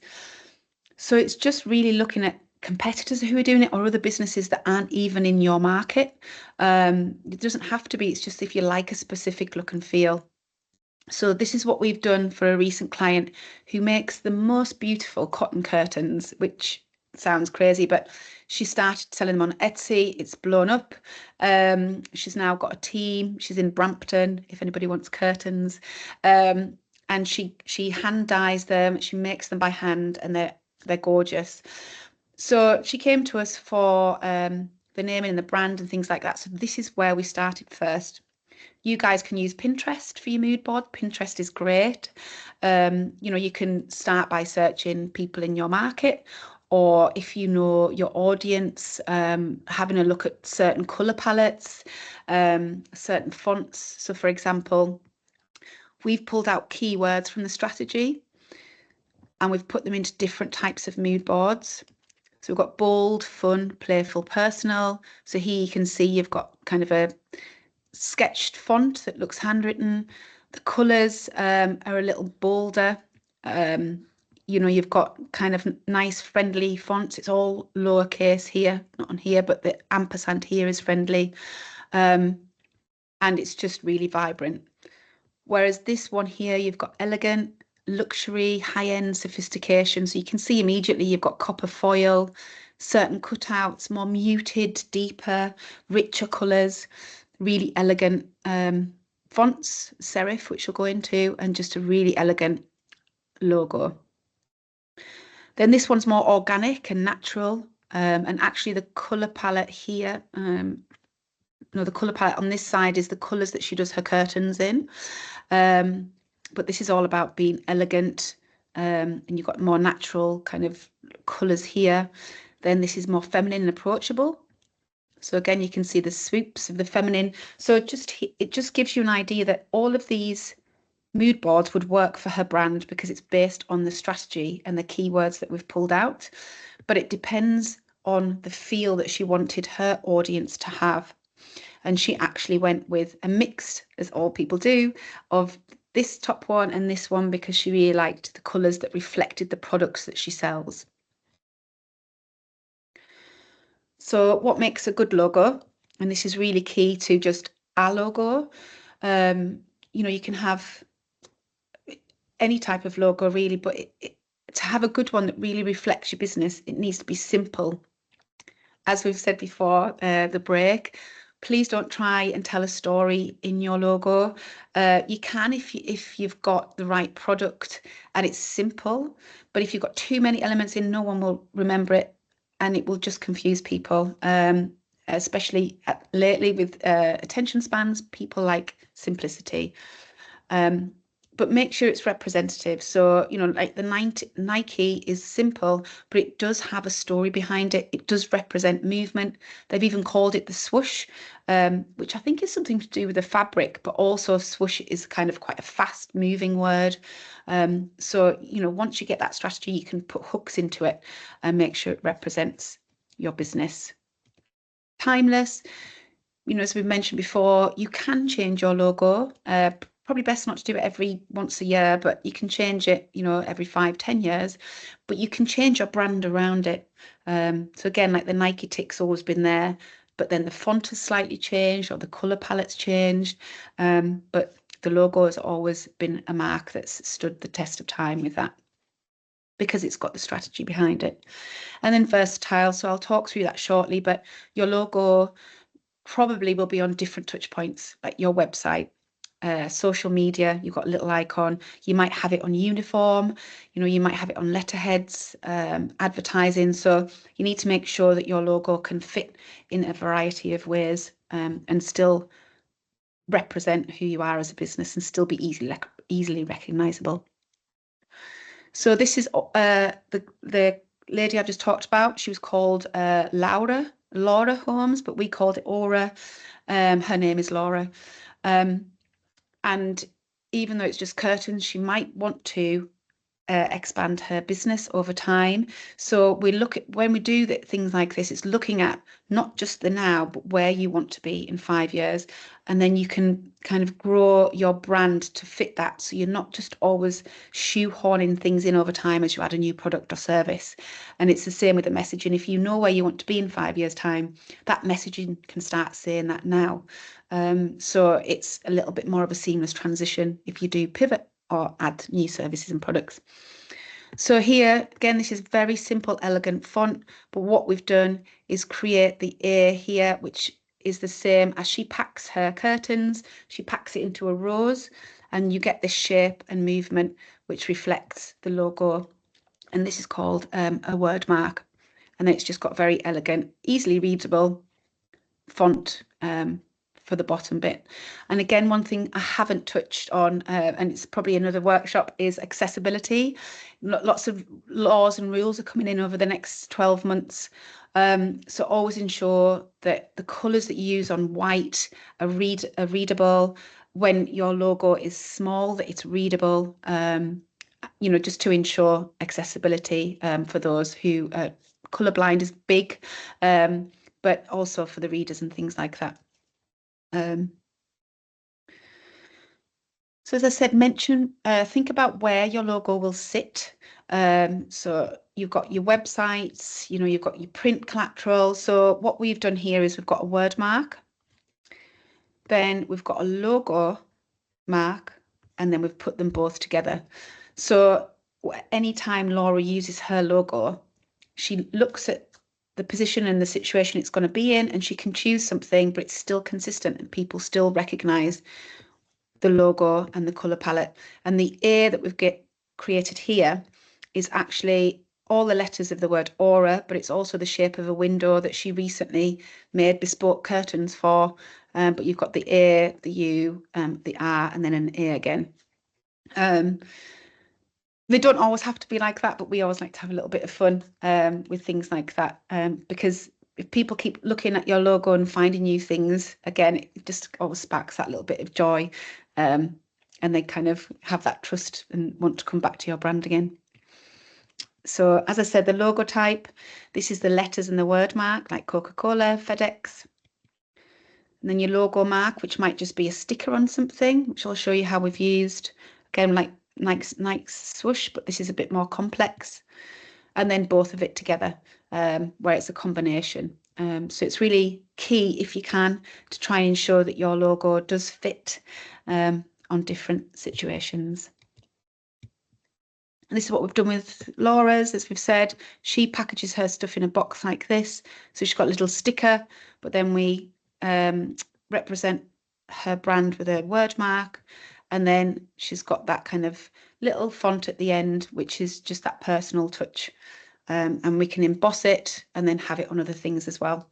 So whenever you see anything from Laura, it's always consistent with her brand and her colouring. So the rest of your branding, once you've got your logo, is colours. And you've seen this, but colours are really key. They do have quite a lot of psychology behind them. And people do have an association with colours. You know, so for example, a lot of restaurants, red does have an association with anger, but it also has an association with hunger. So, you know, you've got like McDonald's and I can't remember all the other fast food drive-thrus. A lot of them have red in it. You often get luxury companies that have more muted, calm colours. For example, kids brands tend to go for the primary colours. So there is an association and a feeling with a colour palette that you use. So that's why it's great to know your audience, what you want your brand to reflect at the same time, so you can make sure the two marry. So as I said, this colour palette wasn't quite where Laura wanted her audience to sit emotionally. So we went with the colour palettes down here. And then she eventually went with a colour palette that actually reflects the products that she sells, but also still is really calming and really elegant when used in specific ways. So we create rules around that. So researching your colours are really important because it does have a big impact on the perception of your brand and what it does. Font, it's the same as well. A lot of people just use one simple font and think that that's fine, which it can be as long as you're just using one font and not Comic Sans. But again, fonts like colours, people have a perception over it. So I've just got a little bit of a screenshot here of what those different fonts can mean. So you've got a serif, and a serif has the little kind of tails on the end of the letters. Then your sans serif doesn't have that, so it's clean and crisp. So your serif, you probably remember from magazines when you used to get those, they tend to have serif fonts, all in capitals. It's elegant, it's got a lot of space in between it, easy to read, and it's very stylish, it's very classic. Whereas your sans serif is if you want to be look a lot more modern and have a cleaner brand. Then you've got italic, which is friendly and approachable, but I would use that very minimally because, again, readability can be quite hard to read sometimes. So I'd only use it in key points, potentially for a subheading, or if you wanted to pull something out. Then you've got different weights. Again, they can have a real impact. If you want to be really confident, go for a bold, or if you want to be more elegant, calm and quiet, a lighter font, a lighter weight of the font that you choose really has a big impact. And then we come to the uppercase and lowercase. So you'll probably notice again a lot of luxury brands go for uppercase because it's really clean and crisp and easy to use, especially if they've got lots of space in between the letters. Whereas lowercase, you do tend to have that more with the more friendly, informal, maybe not as luxury orientated brands. And sometimes it's sentence case, so the C here would be a capital. So I know it sounds like a lot, but it really does again have an impact on how people perceive your brand in that quick second that they look at something. And when they keep seeing it, what do you want them to feel about that brand? And the fonts and colours have a really big impact. So here's auras, just taking you through, you know, we've used a Poppins, and that isn't Poppins here, that's a serif. So we've got a serif and a sans serif. Poppins we've used because another thing is to ensure that you can use it online. So Poppins is a free font. It's very clean, it's very accessible to read, and if you're building a website example for yourself, you're not going to a web developer and you're using Squarespace or Wix, you will always have Poppins. So again, if you're doing that, it means that if you're using Poppins in print and online, it's consistent. So it's quite good to ensure that your font that you get is web safe. And then here, as I said, even if you're a small business, have a little bit of a brand guideline. So whoever you're giving it to really understands how to use your brand and keep it consistent, even if that just means, for example, you've got your font, but this is the space around the font. We call it the clear space. So your logo is always free and easy to recognize. How to use little icons, what the color palettes are. So here you've got primary color palette. So these are the colors that we use all the time for aura. And then as highlight colours, and very rarely we just use a secondary colour palette. So that might be on your website for a call to action. We might use this lovely mustard because it stands out because it's very rarely used. Or if it was for a new service, or if you've got a logo and we wanted to show two different services we're talking about, like FedEx, we might use this secondary colour palette and say for one service it's always the mustard, for the other it's always the mint green. So again, if you create rules around that, you get consistency, but people also recognise that you're talking about specific things in your services when there's a colour attached. Then always put your primary and secondary font, and then where you can get those. And often we do more like how to use the fonts, capitals or lowercase and things like that. So it's a really coherent guide for those who are using the brand. And that's what you always need in your business going forward. It can be simple. So just before I go into the quick marketing, I'll just stop sharing. So, you know, it's hard if you're not, I know we've got a graphic designer here, but if you're not a designer by heart, you don't have all the tools, it's really hard to understand how to create a logo. And I'm not saying It's something you should do. But if, like all startups or small businesses, you don't have the fund behind you, you can use Canva. So I don't know if anyone's used Canva before, but if you haven't, I'd recommend having a look. You know, they do have off-the-shelf logos and marks and shapes that you can look at and adapt. Once you've got your brand strategy, you can use that even if it's for a couple of months while you raise funds to find someone who can do it for you professionally. I wouldn't always recommend it, but I know sometimes just to get things off the ground, you need something. Lucy uses it, yeah.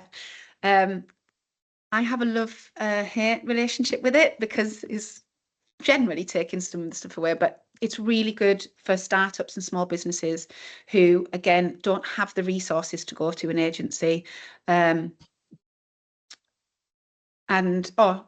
Chris used looker.com to design the logo. So there's lots of places out there that will do that, but I would start with your strategy first, so you know that your logo really will help reflect what you're doing. And again, just make sure that it's nice and simple and easy to recognize going forward.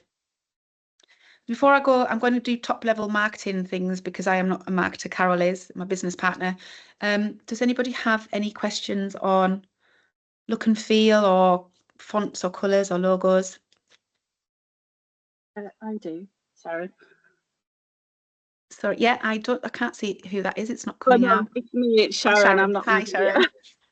We have a bit of an issue in that we obviously have a physical shop, and to tie in all of the colours and everything, the outside, the building's owned by a trust, and they've said that we all have to have the same colour of shop, which is going to be beige, which doesn't really work with our branding of our shop because obviously it's a kids shop, we want it to be brighter. But also inside, all of the products within the shop are quite bright, so it's hard to kind of get that colour tie-in moving forward. Do you know what I mean? Am I making sense? Yeah. So the outside, is it the signage that has to be beige or just the wall? All of the paintwork of the actual shop front has to be beige, which is a bit of a disaster. And because it's a trust and they own the whole row of buildings, they want it to be uniformed, like so that all the shops tie into one kind of unit sort of thing, if you know what I mean. Well, I guess I'd have to see it all, and inside obviously you will have like a explosion of colour being kids things, so maybe it's, you know, maybe it's looking at the fact that actually your brand, if you just have a really fun logo with a fun font, and it could be monochrome, because you know you don't want to fight against all the other colours. If you've got like primary colours in your logo, then maybe that will fight with everything else that's in the shop. So, you know, you could have just a monochrome, like a lovely, I don't know what colour, like a lovely royal blue, for example, and you just keep to that, but the logo's fun. Or you can create rules where in the shop you have just a specific 2 colours so it doesn't fight. But then online, that's where you can maybe bring in the colours a little bit more. So again, it's looking at all the different touch points, and I'd have to look at them more to then garner what would work best, especially I don't know what the colour beige is. You can have a lot of different colour beiges, bizarrely. I don't until I actually see it, to be honest. I've just seen a picture, but obviously it might look different. Yeah, and you might, you know, if you've got your signage, there might be a way to say, right, if we've got to work with that beige, let's pop it in the colour palette and see what tones of other more vibrant colours fit with it. So it's looking at the tone of that. But again, you know, I've had clients that have got 10 colours in their colour palette. As long as you've got rules around it for specific things, then you can kind of start to build a brand that is recognised and doesn't fight against everything else, for example, in your store, that doesn't fight against that. And maybe you do have a few colours, but it's not the primary colours of everything that's in your store. I'd have to have a look. I can't be more helpful, but I think, you know, rules are really key. But, you know, I think even though you're a children's store, you don't necessarily have to be all the rainbow within your brand. It can be the logo and the font, how you talk, the photography that you use around it. You know, in your store, you could have beautiful photography that reflects your brand, and your logo could just be white on it, and then everything else is, you know, colourful within the shop. There's quite a few different ways to do that. But if you send me photographs, I can always have a look and suggest something. I will do that. Thank you very much. Yeah, you're welcome. Thank you. Thank you. Philippa, did you? Yeah. Yeah, just when we're designing all these logos, or if we, even if we don't, and the general use of a design tool like we use InDesign always historically, and now because we're going with an American internet web designer, website designer, they insist we use Canva, and they want us to use letters for our logo, and it's very skewed towards the American thing. And you know, Cruel Work Company looks like CWC, looks like toilet to old people like me in England. So, you know, it doesn't look good. So, you know, I'm really on with what you're saying about how we're doing it. But on my point about the question is, if we use particular tool like Canva, which is seems to be the biggest for, say, America and Europe, that everybody uses, are we all going to end up looking the same? And you know, where's the argument about it's really easy to read it, easy to look at it, easy on the eye, but are we just going to be a homogeneous mass of very boring websites which all look pretty much the same? Because you're going, this I love this curtain company individual look, but to me that just does smack like an interior designer, and that's great, but it looks very European to me, you know, that sort of look. It's yeah, and that's a lot of using Canva as a blanket. Are we just going to be bleh, or are we going to stand out? It's not using Canva. So the Canva bit before, when I'm saying if you're just starting out, so if you're just starting out, lots of people don't have the funds, and they'll go to a freelance designer and spend £200 on a logo that, and they'll have probably used Canva, that designer, because they're not far in their journey of design, which is why they're, you know, charging £200. So, you know, that's why I think if you use that and save your money and then go to someone, and then going forward, I use Canva with my clients because I set them up with a professional Canva and put their brand in. So their logo, all their colors, all their fonts, the icons are created out of Canva in the design tools like illustration, InDesign.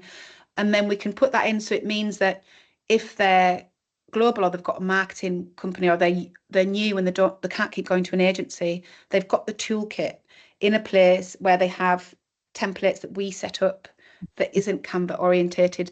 And I think there will be that, because there'll be a lot of businesses can't afford to go to agencies to create something more bespoke, so they use things like that sets them off, and they won't stand out. But then that's over time.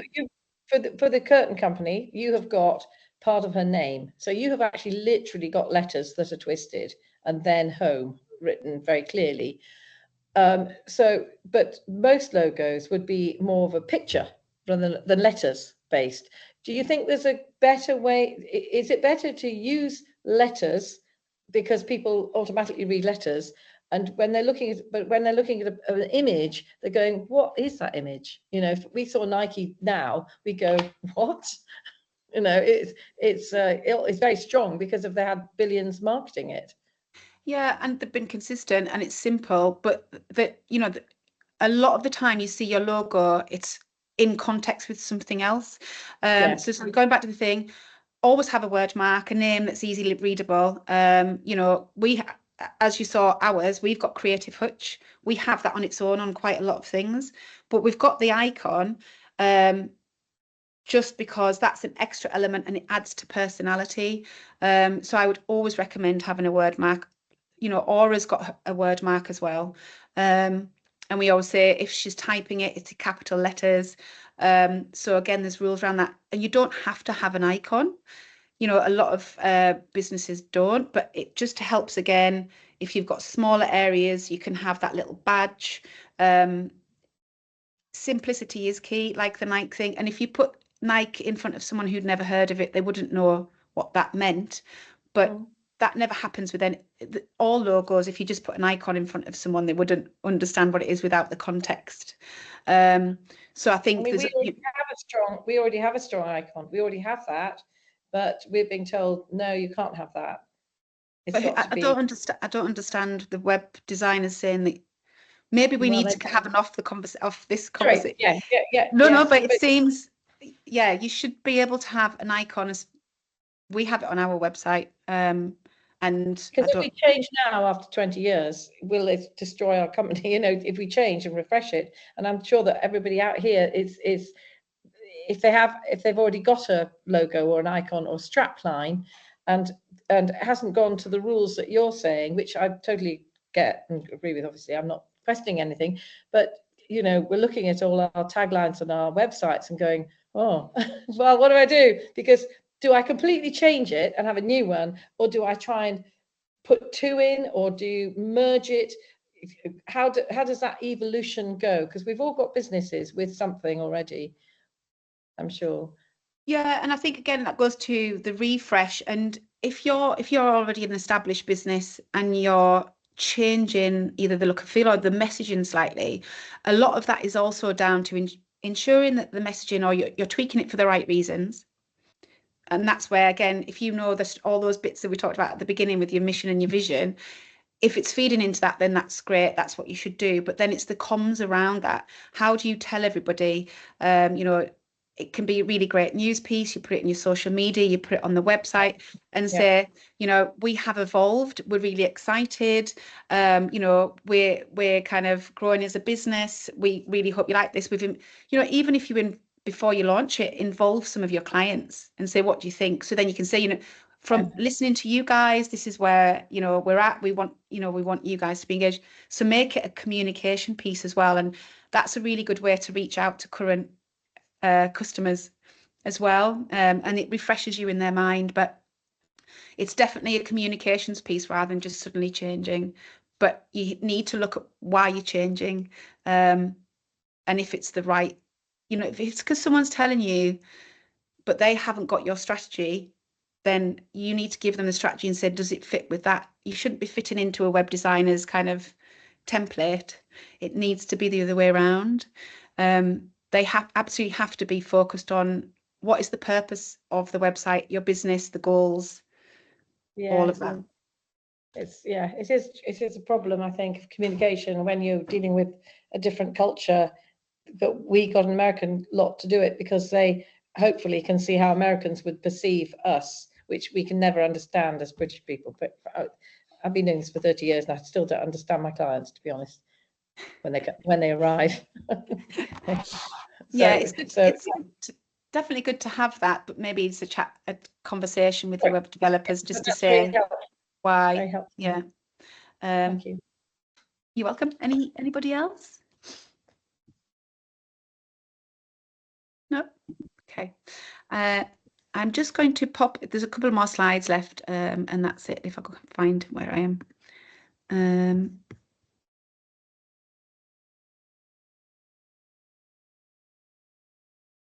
Can you see? Yeah, all good? Yeah.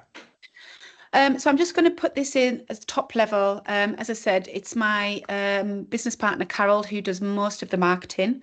But I do work on a lot of this and a lot of marketing collateral. And everything that we've talked through today, not just the look and feel, but all that strategy and the messaging really will help feed into all of your marketing elements.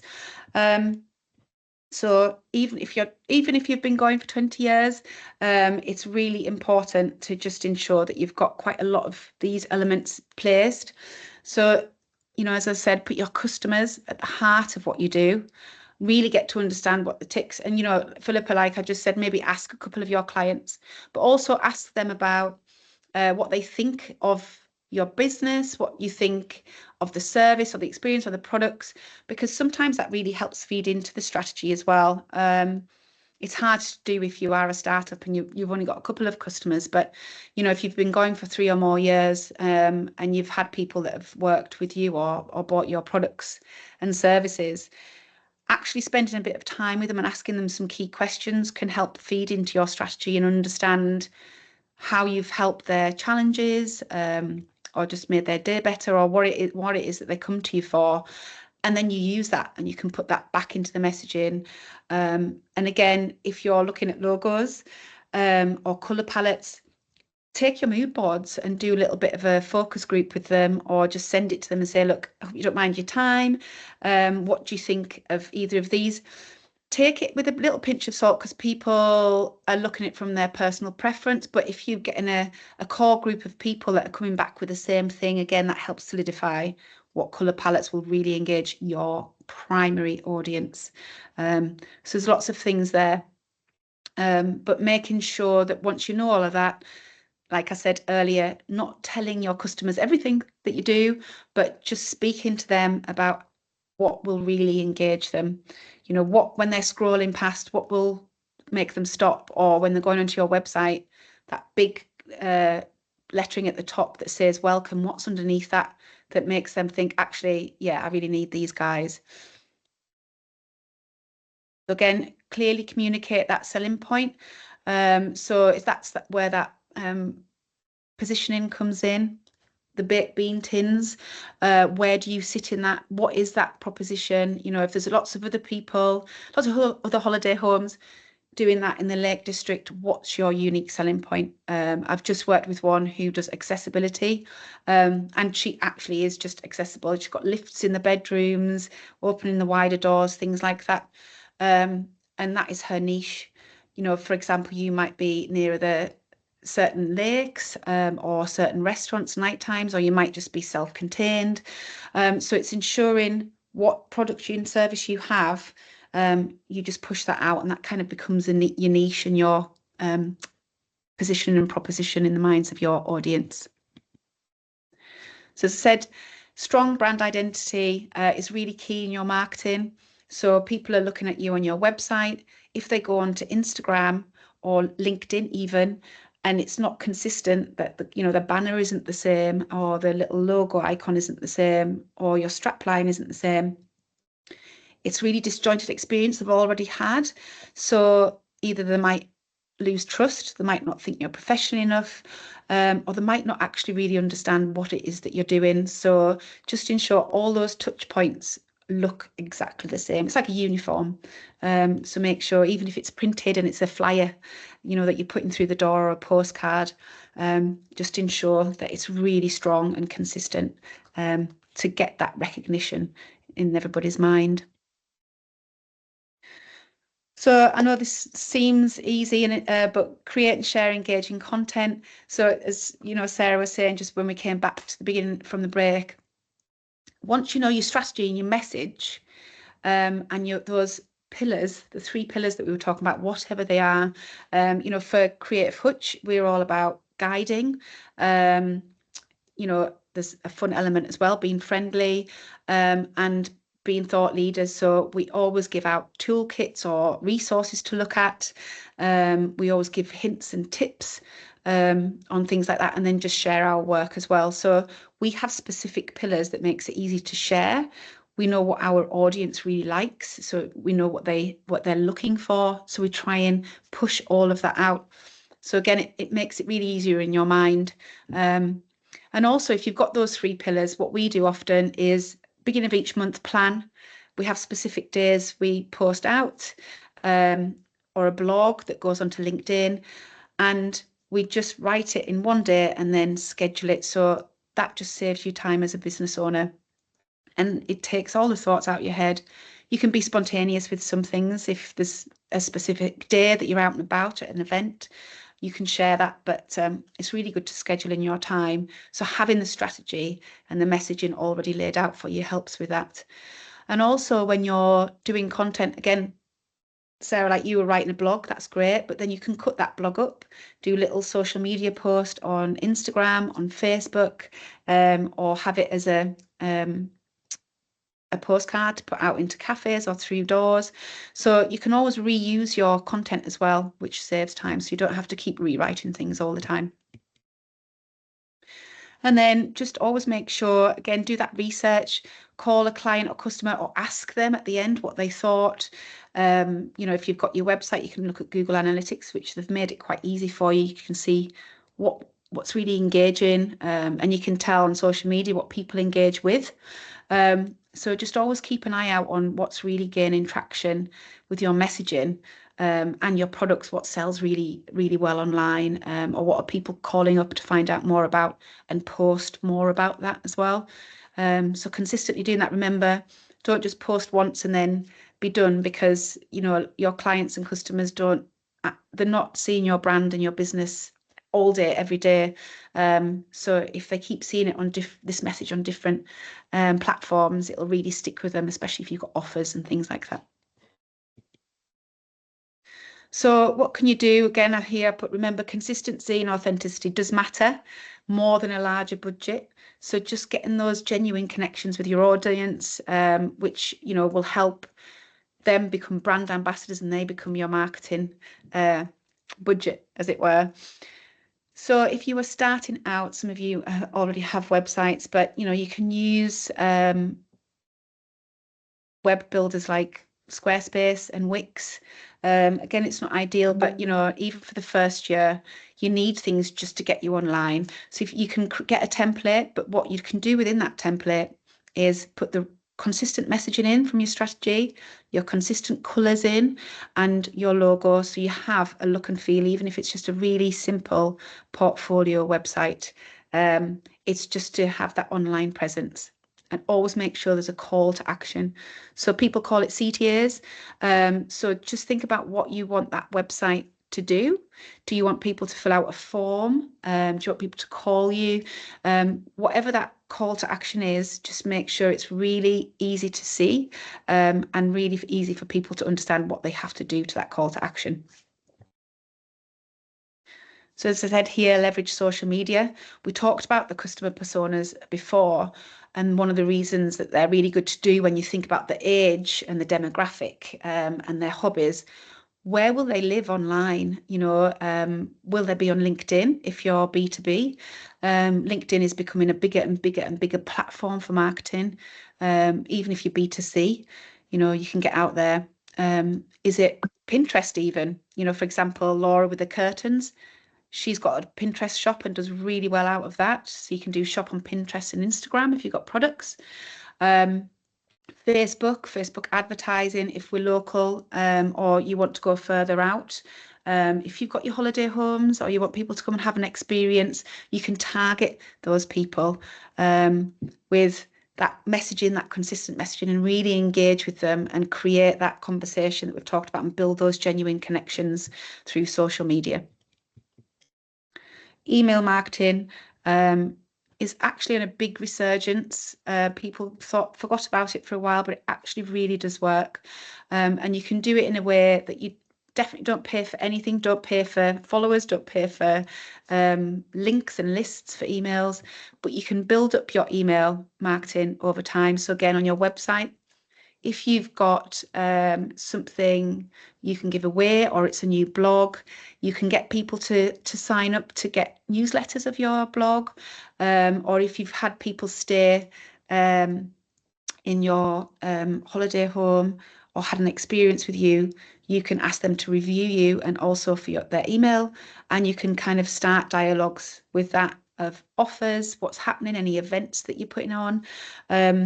So, it can take some time, but if you build up your email marketing, it can be really, really strong, to just, again, keep those genuine connections and not lose any of your current customers and clients. Word of mouth is really big, and it takes a little bit of time to get to that word of mouth marketing. But if you have pretty much every client and customer, if you can ask them just to do a Google review, or even just email you one. We often have a form we ask people to fill in, very simple, very quick, of their feedback and comments. What can we do better? And then you can use these in your social media.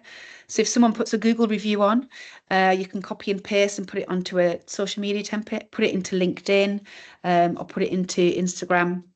And again, that just elevates trust because people are saying good things about you.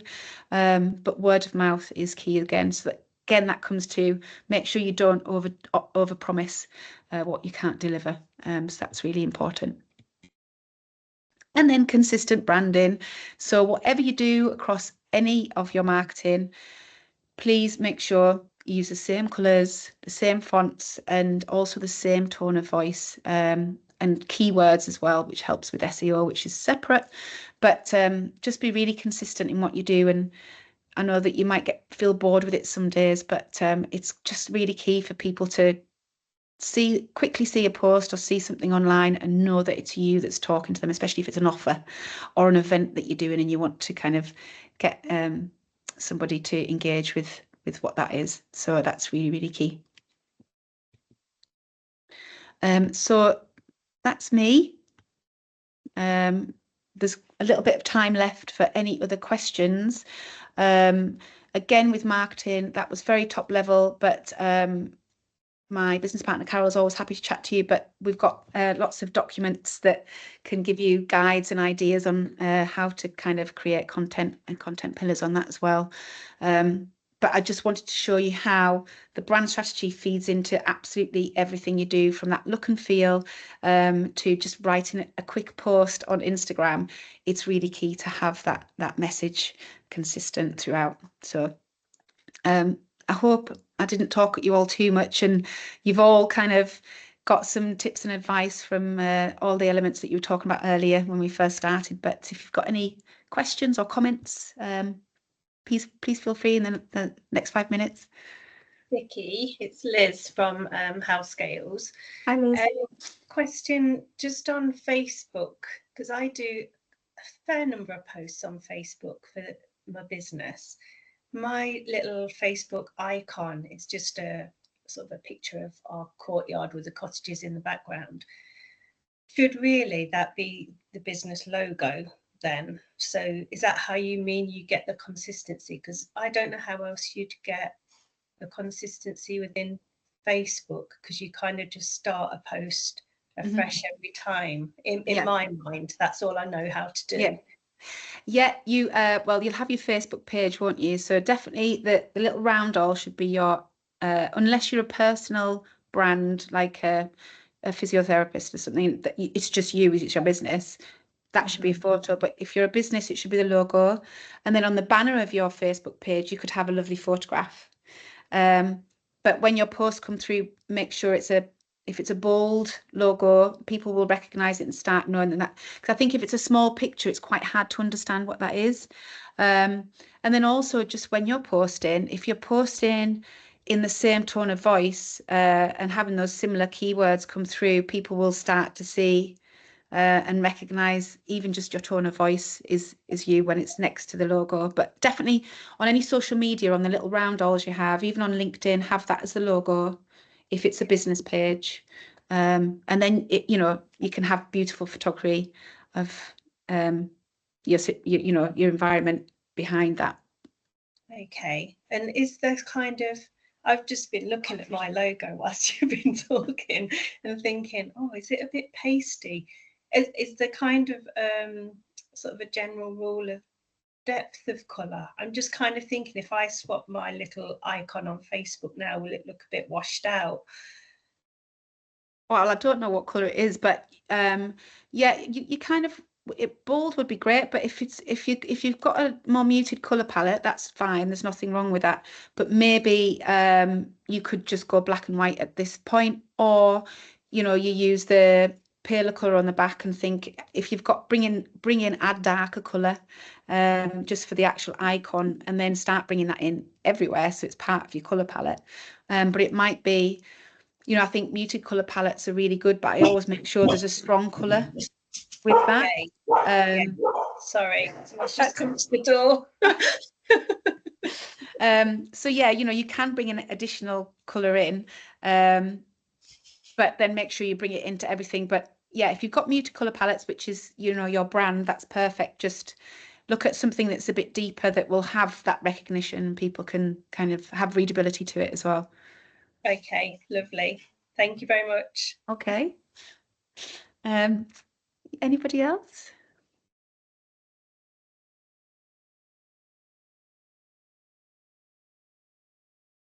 Oh, Sarah. Oh, thanks, Sarah. I just wrote that because it's absolutely sincere. The work you're doing for me is amazing, and to anybody who's saying, "Ooh, I don't know whether to take the plunge," I didn't, and I wobbled, and it literally is the best decision I've ever made, letting professionals do it rather than me. So I cannot thank you guys enough. Oh, thank you. But I think now as well, you can, once we give you everything, you can go off and use it consistently. And Oh yeah, I mean, so it's amazing. I can't wait to fly solo once you've given me all the tools. Yeah. yeah, it's gonna be good. You know, and everybody here as well, you can take what you already have, just reassess it, and within the documents I'll give you a checklist so you can see if things are consistent, and if not, just spend a bit of time on making sure that the logo and brand that you have now is consistent everywhere, and your messaging is consistent, and you'll start to see that it'll start to form a little bit more of a stronger brand for you over the coming months. And it does take a little while, but yeah, just use the little checklist box and things that I send over later, and that will really help. I think that's it. That's fantastic. Thanks, Vicky. I think we've given everyone opportunity to ask questions, and thank you everyone for inputting those. So yeah, fantastic. Thank you. Great session. Loads of great tips. I think a roadmap there that everyone can look to develop their plans along and hopefully see the benefit from. So massive thanks to Vicky and the team at CreativeHutch. Thanks everyone for giving us your time on this Monday morning. Do get in touch with CreativeHutch or with ourselves, anything else we can help with. You will get a follow-up email with some of the resources that have been mentioned. So things that you can work on, practical elements, etc., following up from the session today. But thank you all for attending. I hope everyone has a great rest of the week. Oh, Paul, I was just going to say, if anybody's got 10 minutes, we could show you the little brand strategy filler thing, and I'm going to send and show you how to use it. Would that, I think that might be helpful rather than me just send it cold. Should I quickly do that? Take 10 more minutes of your time off, everyone. If you can go.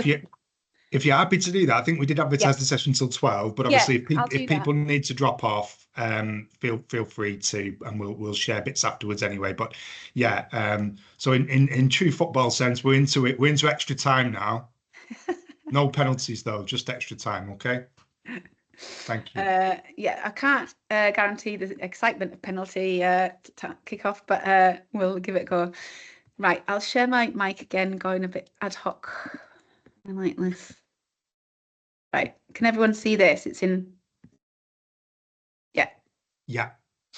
Okay, so I'm going to share this document, and it just talks about everything. But as I was saying earlier, when you're trying to find out what brand, the look and feel of it, you know, the how, that tone of voice, I've just put this together. And it's a really good exercise to do with yourself or your team, where you just kind of think, what do I want my brand to look like? And you just put loads of keywords down here, pick 5 and then pick 3. So let me show you a quick oh, here we are. Can you see the PowerPoint as well?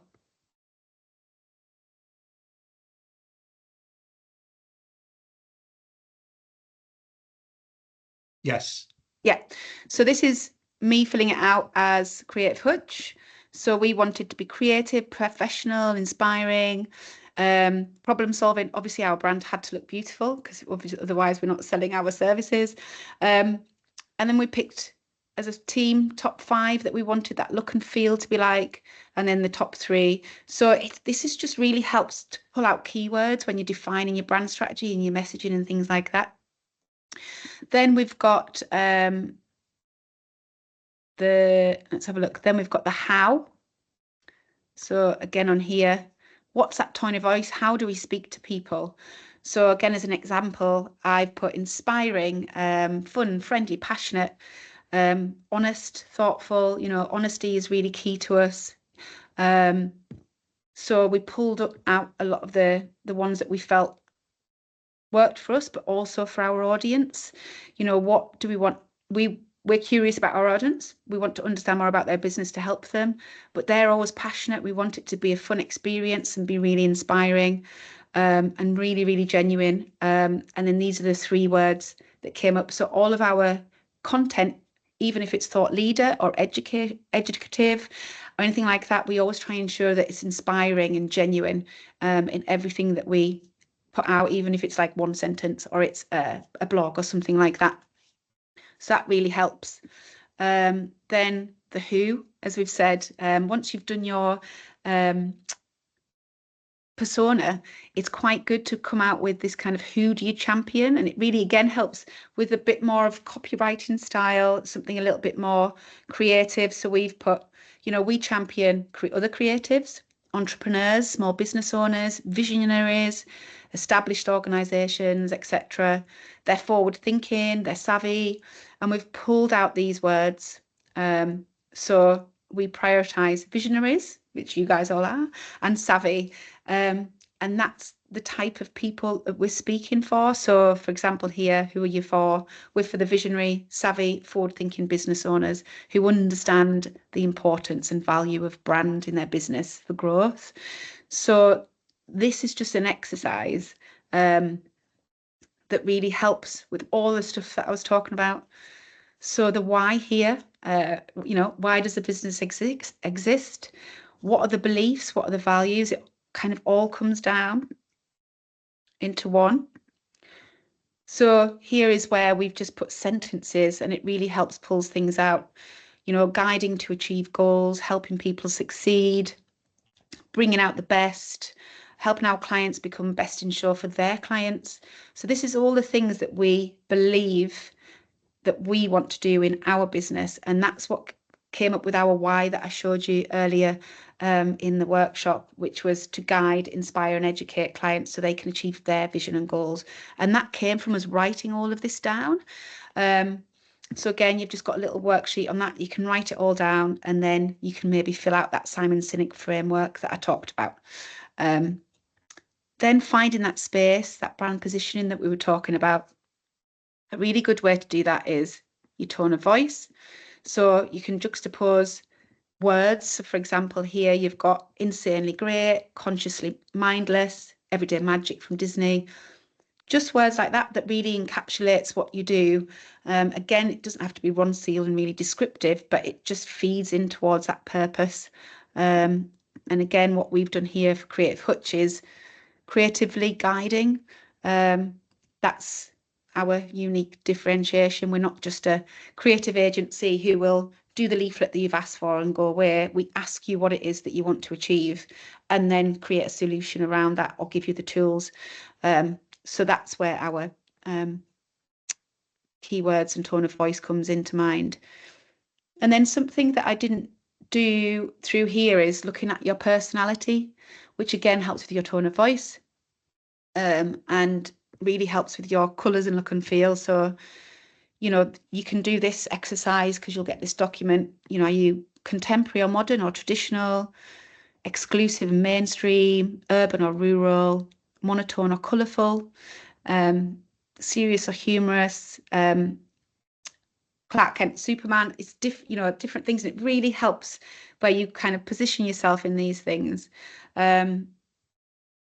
It really helps you to understand what that personality is, especially the tone of voice. If you want to be friendly, or you know, if you're in the scientific world, which we've got a few of those, or in the the care and health sector, you want to be warm, but you want to be professional and serious, and not have that kind of jazz hand sense of humor. So you've got to really understand where you're positioning that tone of voice as well. So the brand personality skills it's good fun.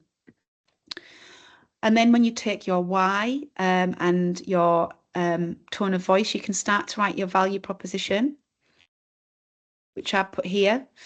Achieving your goals through creative solutions. And again, I've just written a few different ones, and that pulls through into the elevator pitch, which I put here. Your internal positioning, your online statement, and your elevator pitch. And you've got little fillers here, so you can write what your product or service is, what that relatable element is, the 2 adjectives that you used above, where we'd put creatively guiding, and then that benefit. And all of these elements in here, you can pull through from those top pages and all the discussions we've had today. And that's it. I just wanted to quickly show you that, because just getting this on its own might be a little bit confusing. And then I've got a little brand strategy that you can fill out your own. You can fill out your little why from Simon Sinek, what your vision is, your mission. And again, it's got the examples of Nike that I've pulled through from everything, what your values should be, your brand positioning, messaging. So it's bringing through those pillars here that we've talked about in the triangle. Tone of voice, it gives you ideas on how to do that, how you want to sound, what you want to be, what you don't want to be. So, you know, these are a bit more interactive, but hopefully will help fill out your own brand strategy without kind of a blank sheet of paper and you're not knowing what to do. But you'll receive all of those with the PDFs, and yeah, hopefully that helps a little bit more to understand how to use them. That's it. Great stuff. Thanks, Vicky. Quite a few thank yous in the chat as well. But also, I think Philippa, there was a question from myself. Was that something to ask now or later on? Well, if you want, but I mean, it's actually, my daughter's already had a conversation with you a year ago, and a conversation with Shelley Wilkinson about funding, and she's just not getting any replies. And that's not a complaint. It's just that we're probably asking something that's nothing to do with this, by the way, but it's about the funding application. And we are expanding. We're buying a £20,000 machine. We're taking up new premises, and we're a prime candidate for funding according to all the leaflets, but we're not getting anywhere with it. So I just want to understand it, because I'm quite good on VAT, and I have been told that we should be getting a very big VAT rebate, but I don't understand that either. So I don't understand the VAT. I love VAT and I love all that side of it, but I don't understand that side of it. And all of us have expanding businesses that we can claim different levels of VAT back on, and that would be a really interesting thing, because a lot of the accountants don't really. You know, a lot of us rely on bookkeepers, basically, not accountants. And then by the time it gets to our accountant, it's too late and we've missed it. We've missed the window. So, you know, it'd be really helpful if we could have a course on that sometime, or speak to somebody who understands it, who could advise our business or could come out to our business, because we've missed the window probably of getting any grant on a machine. We've just spent £17,500 on plus VAT.